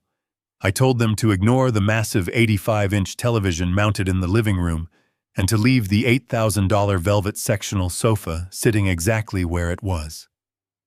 When the movers went upstairs, they walked right past Bradley's master suite, leaving their designer clothes, expensive electronics, and overflowing jewelry boxes completely untouched.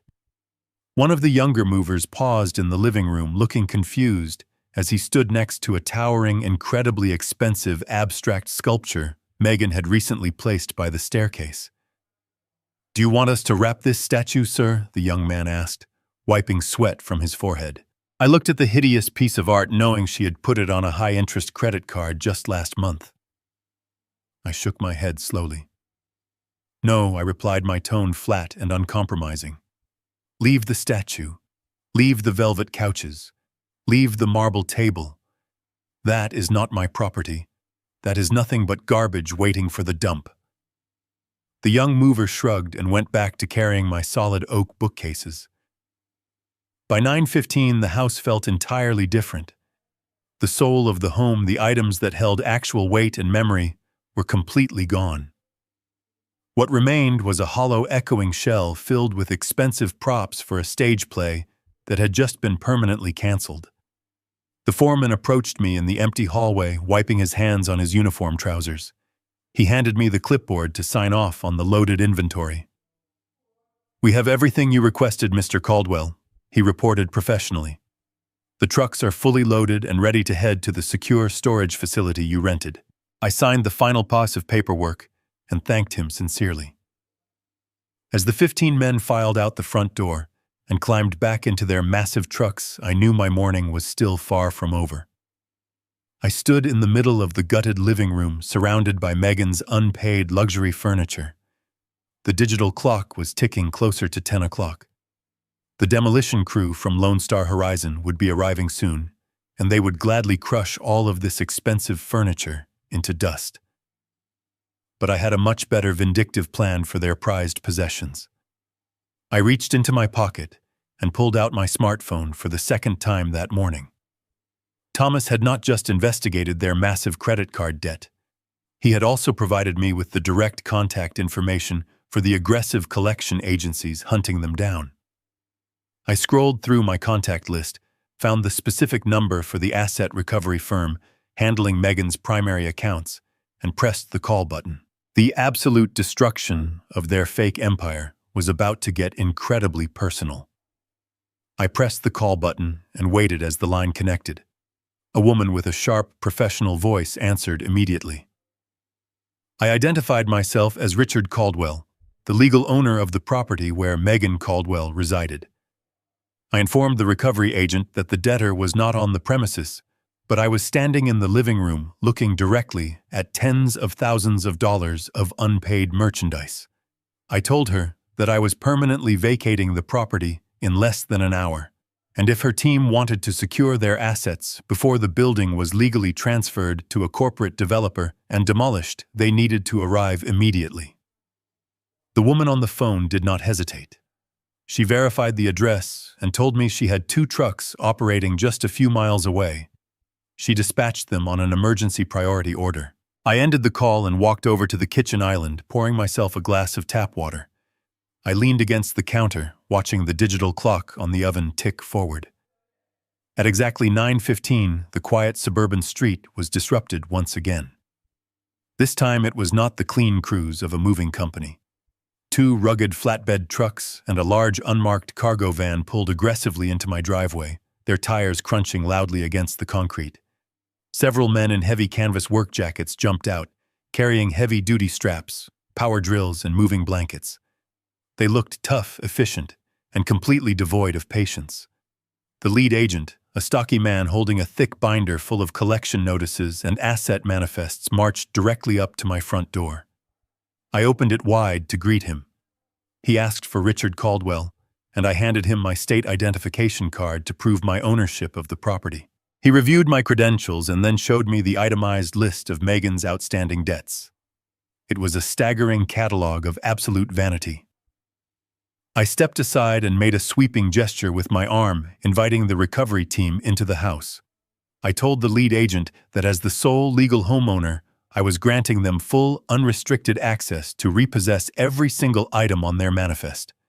I warned him that they had exactly 35 minutes to clear the house before the property was legally handed over to a demolition crew.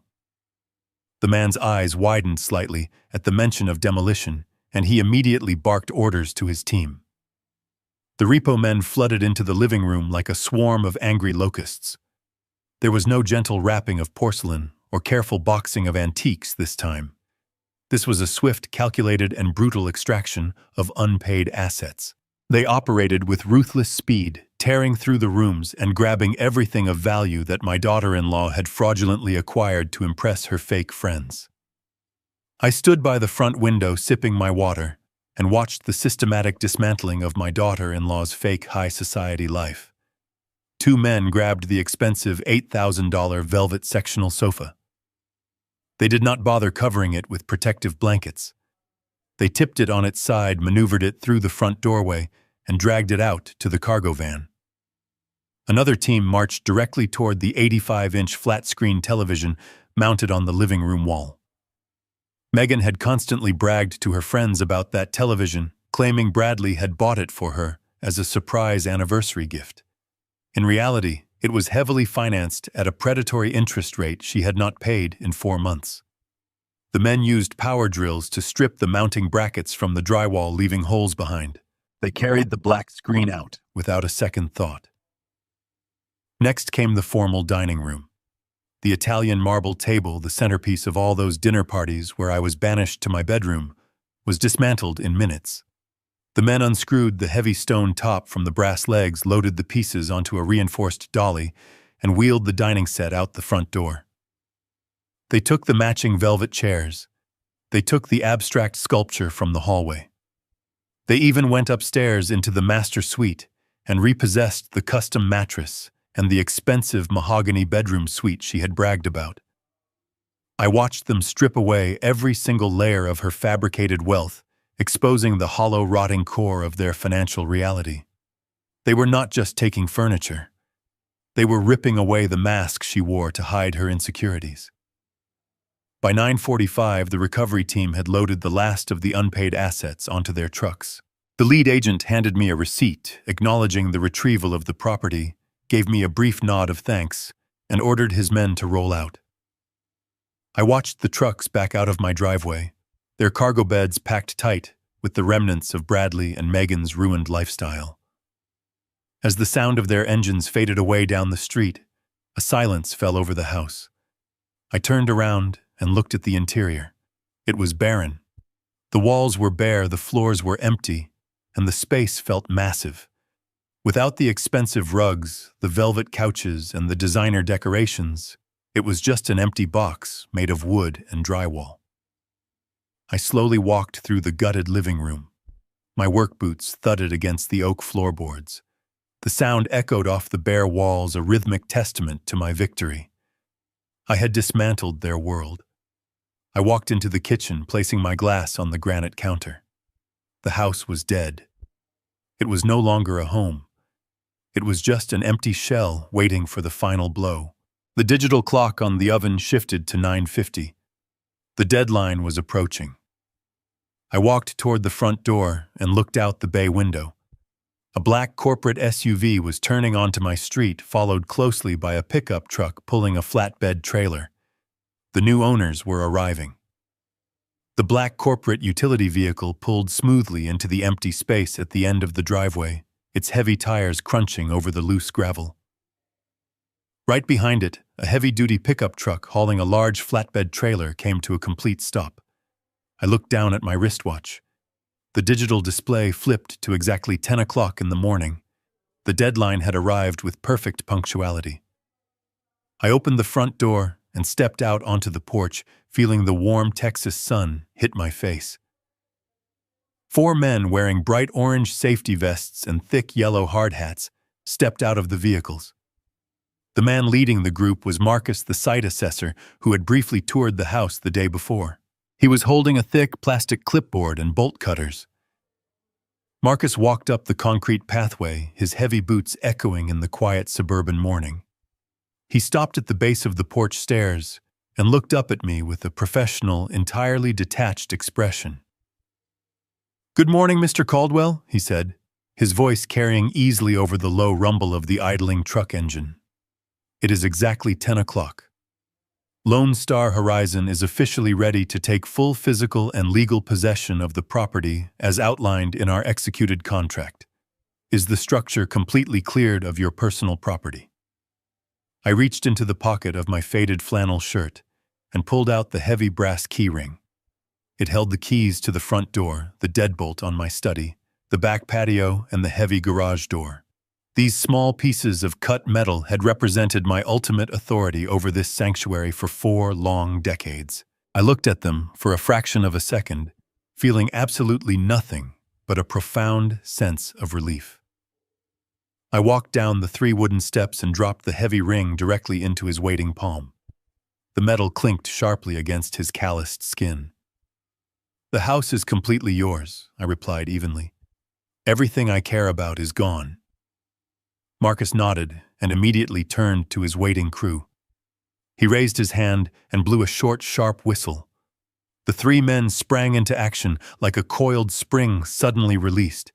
They jogged to the back of the pickup truck and began unloading heavy sledgehammers, massive pry bars, and thick industrial power drills. The peaceful, quiet illusion of my former suburban life was instantly shattered by the loud, aggressive sounds of systematic destruction. One of the men marched straight up to the porch, completely ignoring me, and pressed a heavy power drill against the hinges of the solid oak front door. The loud screech of grinding metal filled the air as he rapidly stripped the thick screws from the wood. I stood on the walkway and watched as another worker walked over to the pristine white picket fence bordering the front lawn. Sarah had always wanted a white picket fence. I had built it for her 30 years ago, painting it fresh every single spring. The worker swung a massive steel sledgehammer in a wide, brutal arc. The heavy metal head smashed into the wooden post with a sickening crack. The wood splintered violently, and a large section of the beautiful fence instantly collapsed into the green grass. They were not just taking the house apart. They were erasing its entire history. Within 5 short minutes, the heavy front door was completely removed and tossed carelessly onto the flatbed trailer. Another man was already unscrewing the large glass panels of the living room windows, exposing the hollow interior of the house to the outside air. The property was no longer a residential home. Legally and physically, it was now an active, hazardous demolition site. Yellow caution tape was being aggressively unrolled and tied around the remaining fence posts and the large oak tree in the front yard. Marcus walked past me and stepped through the empty front doorway, entering the completely gutted living room. I followed slowly behind him, my boots crunching on small fragments of shattered glass and splintered wood that now littered the entryway. Marcus stopped in the center of the massive room, resting his hands on his hips. The repo men had taken all the expensive furniture, leaving the room almost entirely bare. However, piled haphazardly in the very center of the floor was a pathetic, chaotic mound of leftover personal belongings. Bradley and Megan had not packed a single box before leaving for work. Their expensive designer clothes, cheap imported electronics, countless pairs of high-heeled shoes, and ridiculous decorative knickknacks were heaped in a massive pile. They were the items the repo men legally could not take. Marcus pointed his pen at the massive pile of clothes and electronics. "What do you want us to do with all of this stuff?" he asked, looking over his shoulder at me. "Our contract states that anything left inside is considered abandoned debris. Do you want my men to throw it straight into the industrial dumpsters out back?" I stared at the pile of tailored suits and colorful dresses. Throwing it away cleanly would hide their absolute ruin from the neighborhood. I shook my head slowly. "Do not throw it in the dumpster," I instructed, pointing a steady finger toward the open doorless entryway. "I want you to drag that junk out to the front lawn. Leave it right there in the dirt, completely exposed to the open street. It is not my property, and I do not care what happens to it." Marcus shrugged his shoulders. "You heard the man," he shouted. "Bag that garbage up and drag it outside." The workers immediately pulled thick black industrial trash bags from their belts. They began roughly shoving handfuls of expensive silk ties, designer dresses, and tangled cords into the plastic. They hauled the black bags outside and dumped them onto the front lawn. I walked out to my waiting hired town car, got inside, and drove away from the demolition site. The plush leather seats of the hired town car embraced me as we glided smoothly away from the neighborhood. I did not look back out the rear window. There was absolutely nothing left for me to see on that street. The house I had painstakingly built with my own hands was already undergoing a violent transformation, returning to the raw dirt it had once been. I stared straight ahead, watching the familiar suburban streets gradually give way to the towering glass and steel structures of downtown Austin. The midday traffic was a chaotic river of movement, but inside the insulated cabin of the car, I sat in perfect, undisturbed silence. The heavy burden of betrayal that had been crushing my chest for days was finally lifting, replaced by a deep, resonant sense of vindication. I directed the driver to a specific address right in the heart of the city. It was an iconic luxury hotel, the kind of establishment where wealthy corporate executives and visiting dignitaries stayed. Bradley and Megan had always talked about wanting to spend a weekend there, but their maxed-out credit cards could never cover the exorbitant deposit. I, on the other hand, had a fresh offshore trust account holding $1.2 million. I stepped out of the vehicle, handed the driver a generous tip, and handed my 2 battered leather suitcases to a waiting bellhop in a crisp uniform. The lobby was a masterpiece of polished marble crystal chandeliers and soft classical music. I walked directly to the concierge desk and secured their premium penthouse suite, paying the $1,000 nightly rate up front without a single flinch. It was a steep price, but I considered it a minor investment in my own peace of mind. The bellhop escorted me to the top floor, unlocking the heavy double doors to reveal a massive sunlit living space. The suite featured floor-to-ceiling windows, offering a panoramic view of the entire Austin skyline. The furnishings were exquisite, crafted from rich mahogany and soft, genuine leather. It was a level of absolute luxury that dwarfed the pathetic financed illusion my son had tried to build. I tipped the bellhop with the very last piece of cash in my wallet, locked the heavy suite door, and walked over to the elegant wet bar situated in the corner of the room. I reached for a heavy crystal decanter filled with aged premium bourbon. I poured a generous measure into a thick glass, the amber liquid catching the afternoon sunlight. I took a slow, deliberate sip. The liquor burned a warm, satisfying path down my throat, settling my remaining nerves. I carried the glass over to the massive oak desk, positioned right in front of the skyline window. I set the bourbon down, unzipped my small leather travel bag, and pulled out my laptop. I opened the laptop and waited for the screen to boot up. While my son and his greedy wife believed I was a confused, technologically illiterate old man, they had severely underestimated my meticulous nature. Late Monday night, While they were fast asleep, dreaming about their future renovations, I had quietly slipped out the front door, wearing dark clothing. I carried a tall ladder and a small battery-powered high-definition 4,000-pixel security camera. I walked across the quiet street and climbed the massive ancient oak tree that stood directly opposite my property.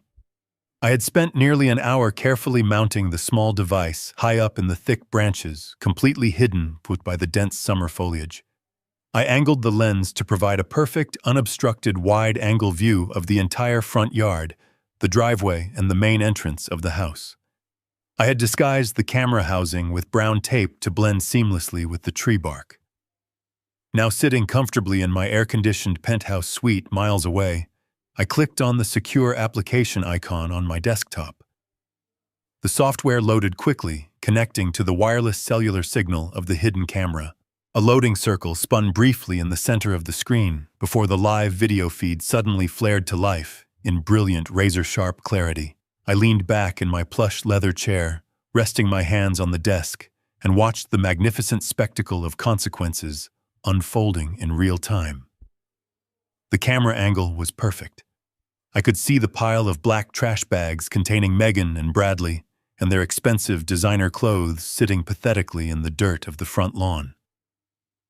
Behind the bags, the demolition crew was working with breathtaking efficiency. A massive yellow excavator had arrived on the site. Its heavy metal treads chewed through the beautiful green grass I had watered every single morning. The large mechanical arm reached up to the roof of the house. I watched through the high-definition feed as the steel bucket scraped violently against the shingles, ripping them away in massive dusty chunks. The wooden roof trusses splintered and collapsed inward, sending a thick cloud of gray debris into the bright blue sky. The house was systematically being devoured, reduced from $1 million luxury home into a chaotic pile of industrial waste. Time seemed to blur as I sat there captivated by the absolute finality of the destruction. Hours passed.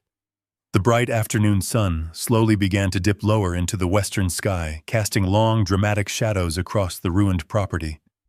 The digital clock in the corner of my laptop screen blinked steadily. The numbers shifted to 5:15, then 5:20, marching inevitably forward.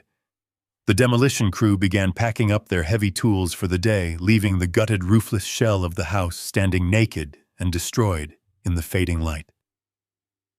The sun began to set, painting the sky in deep shades of crimson and burnt orange.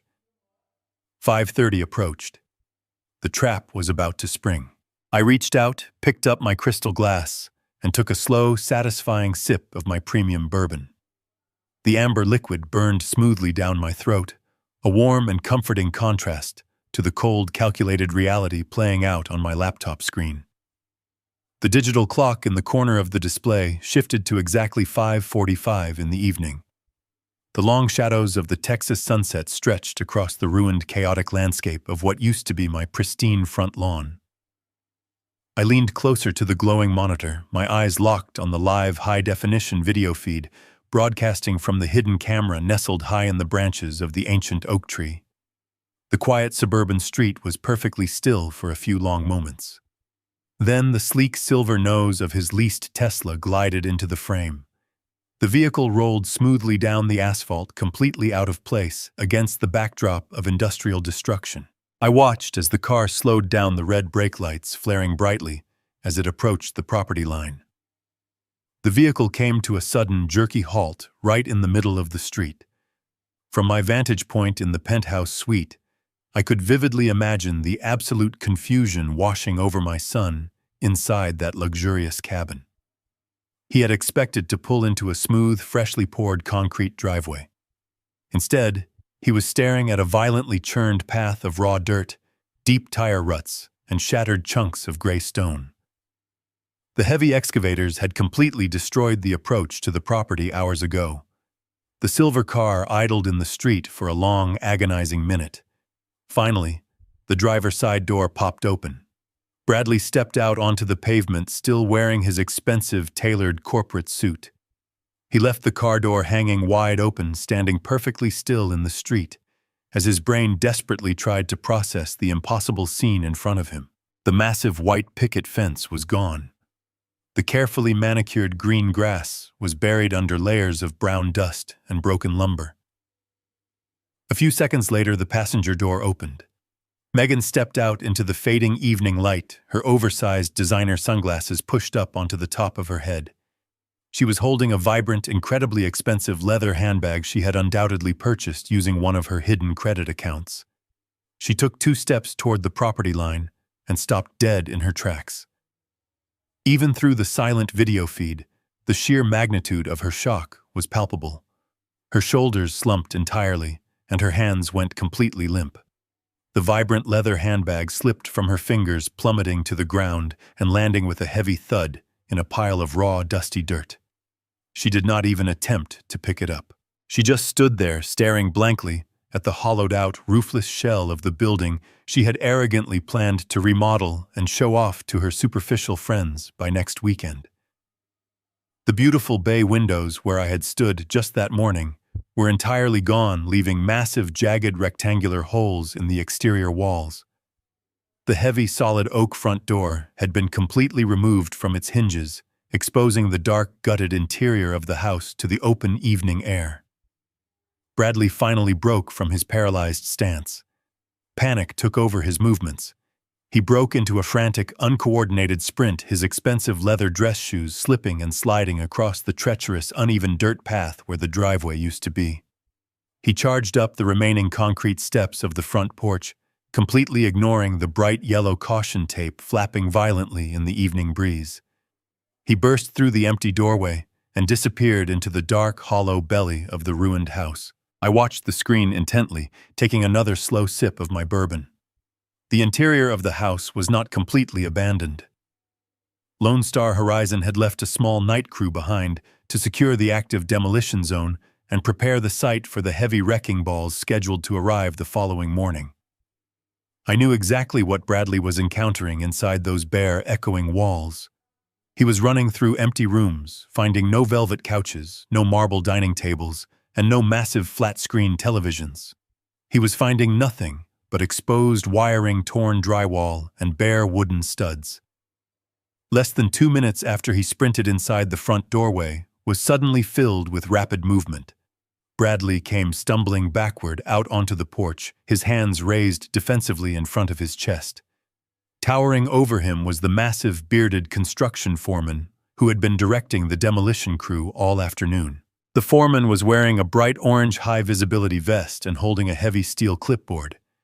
Even without audio, the body language was incredibly clear and completely one-sided. The foreman was aggressively pointing a thick finger directly at his chest, taking dominant, forceful steps forward and physically backing my son down the porch stairs. Bradley was gesturing wildly, pointing back at the empty house and likely screaming about his rights, his property, and his impending renovation plans. The foreman did not care about his tailored suit or his frantic, desperate yelling. He simply pointed his heavy steel clipboard toward a massive white metal sign that had been bolted to a sturdy wooden post near the street. The sign was printed with bold, impossible-to-miss red lettering. It clearly stated that the entire property was an active, restricted construction zone, exclusively owned by the Lone Star Horizon Corporate Development Group.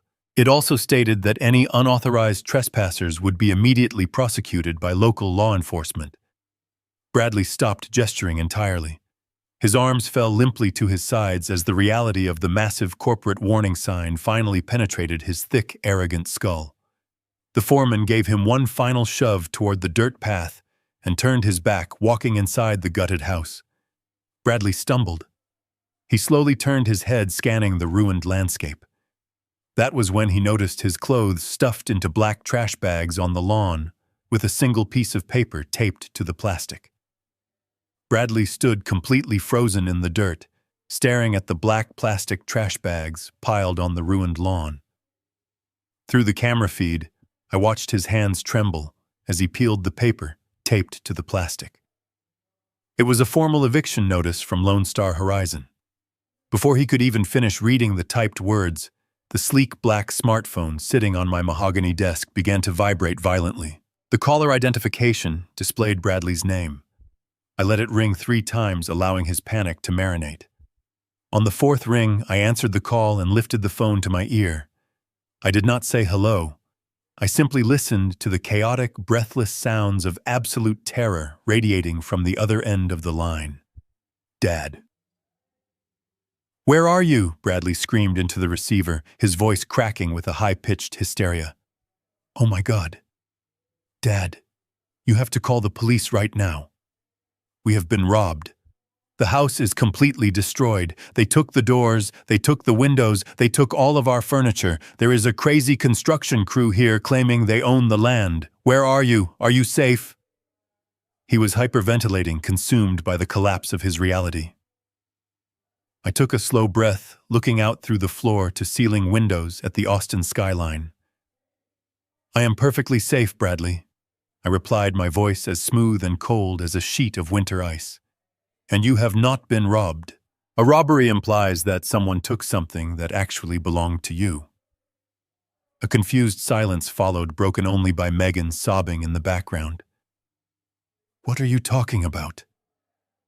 Bradley stammered, the panic in his voice giving way to a sickening dread. "The house is gutted. Everything is gone." I took another sip from my crystal glass, savoring the absolute control I possessed over this moment. "You told me it was time for me to move out, Bradley. You sat at my kitchen island and told me I was no longer safe in the house I built. You wanted me out, so I moved out. Since my name is the only one on the deed, I decided I did not need the house either. I sold it this morning to a corporate developer. The men standing on the porch are not robbers. They are the legal owners. You are trespassing on an active commercial demolition site." "You sold the house," Bradley shrieked, his voice echoing loudly over the phone. "You cannot do that. We live here. We have tenant rights. We have hundreds of thousands of dollars of luxury furniture in there. I am calling a lawyer." I let out a low, humorless chuckle. "You cannot call a lawyer, Bradley, because you cannot afford one. And you certainly do not have any furniture. Did you really think I was blind to your massive financial ruin? Did you think I would not find out about your massive credit card debt? The people who took your velvet couches and your marble table were not thieves. They were asset recovery agents. I let the repo men inside myself. I gave them full permission to strip the house bare before the demolition crew arrived. They took everything you bought with money you did not have." "Dad, please," Bradley begged, his arrogance completely shattered, replaced by the pathetic whining of a desperate child. "You cannot do this to us. I am your son. Where are we supposed to go? We have no money. We have nothing left. You have to fix this. Stop the demolition. Tell them it was a mistake." I leaned forward in my leather chair. "You stopped being my son the exact second you decided to treat me like a disposable obstacle," I said, my voice dropping to a dangerous, lethal whisper. "Did you really believe I would not check the lock on my own study? Did you honestly think I would not find the fraudulent power of attorney you hid in my desk?" The line went completely dead. For a long, terrifying moment, Bradley stopped breathing. I could hear the sheer, paralyzing horror washing over him. "That is right, Bradley. I found the forged signature. I found the fake notary stamp. I read the emails between you and Apex Horizon Financial. You were going to lock me in a state facility and steal the equity of my home to fund your pathetic vanity. You tried to legally erase my existence, but you forgot who raised you. While you were busy packing my bags for the nursing home this morning, Thomas Sterling was walking into the district attorney's office. He handed them the forged documents, the emails, and the financial records an hour ago. You are not just homeless, Bradley. You are actively looking at multiple charges of felony fraud and elder abuse. The police are likely drafting the arrest warrants right now." "Dad, I am so sorry." Bradley sobbed violently. "I was desperate. I did not mean it. Please stop them. I am begging you." I looked at the $200 bill on my desk. I felt no pity. "I have nothing left to say to you," I told him. "Use that $200 bill to rent a cheap motel room for the night. You will need a place to sleep before the police arrive. Goodbye, Bradley. I pulled the phone away from my ear before he could scream another desperate plea and pressed the red button to end the call. I immediately opened my settings, selected his contact profile, and permanently blocked his number. I blocked Megan's number as well. I set the phone face down on the polished mahogany desk. I turned my attention back to the laptop screen. Through the hidden camera, I watched my son collapse onto his knees in the dry dirt, completely burying his face in his hands, while his absolutely furious wife screamed at him in the fading Texas twilight. It was finally completely over. 3 months have passed since that warm evening in downtown Austin. Today, the Texas heat is nothing more than a distant memory, completely replaced by the gentle rolling breeze of the Italian countryside. I am currently sitting on a stone balcony overlooking a sprawling, sunlit vineyard in Tuscany. A glass of deep red wine rests on the wrought iron table beside me, and the fragrant scent of roasted garlic and fresh basil drifts up from the small kitchen inside my rented villa. I take a slow, deep breath, feeling a profound sense of peace settle into my bones. The heavy, suffocating weight of betrayal that had anchored me to the ground for so long has entirely vanished. I am finally free, but the path to this freedom required a surgical, ruthless severing of the toxic ties that bound me. The aftermath of that Wednesday evening was swift, brutal, and entirely merciless. I did not stay in the United States to watch the dust settle.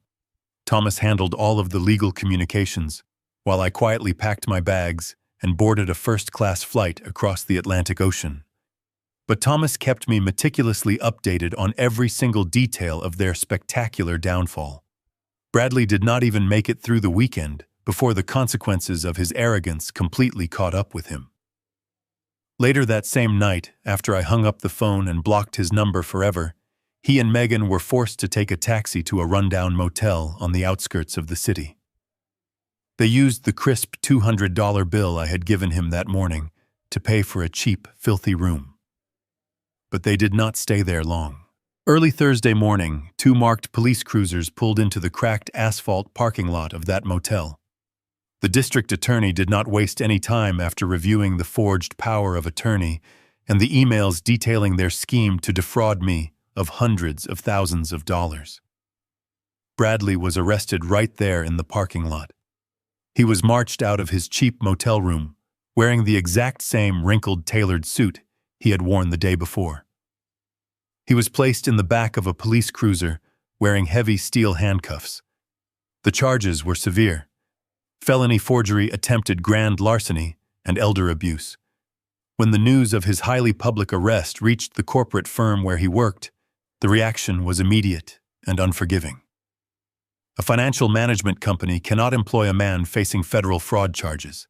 Bradley was terminated from his position, effectively immediately losing his salary, his benefits, and whatever tiny shred of professional reputation he still possessed. But the absolute ultimate blow came from the very woman he had destroyed his own father to please. Megan did not stand by her husband during his darkest hour.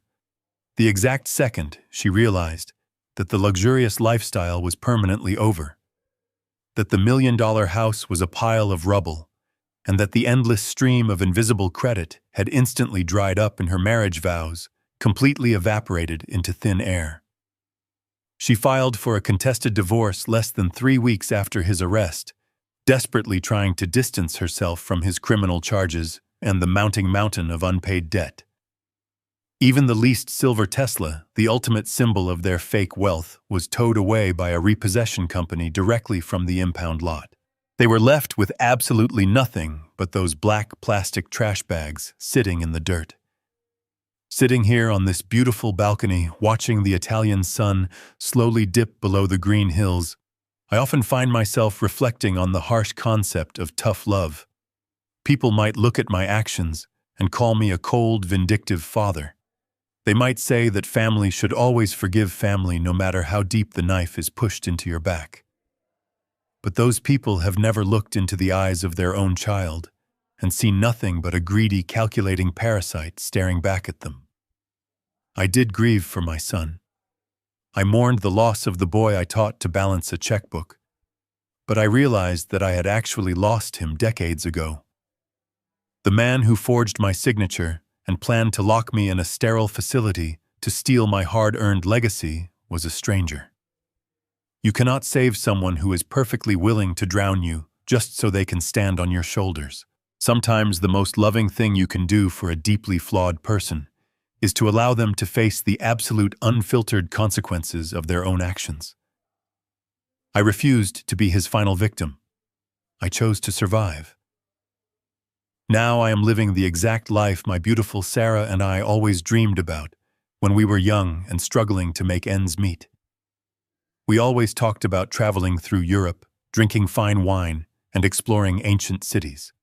We delayed those dreams to build a stable foundation for our family.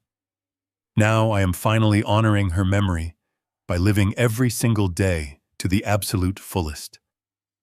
I am using the wealth we built together to see the world free from the heavy burdens of ungrateful children and toxic obligations. Some people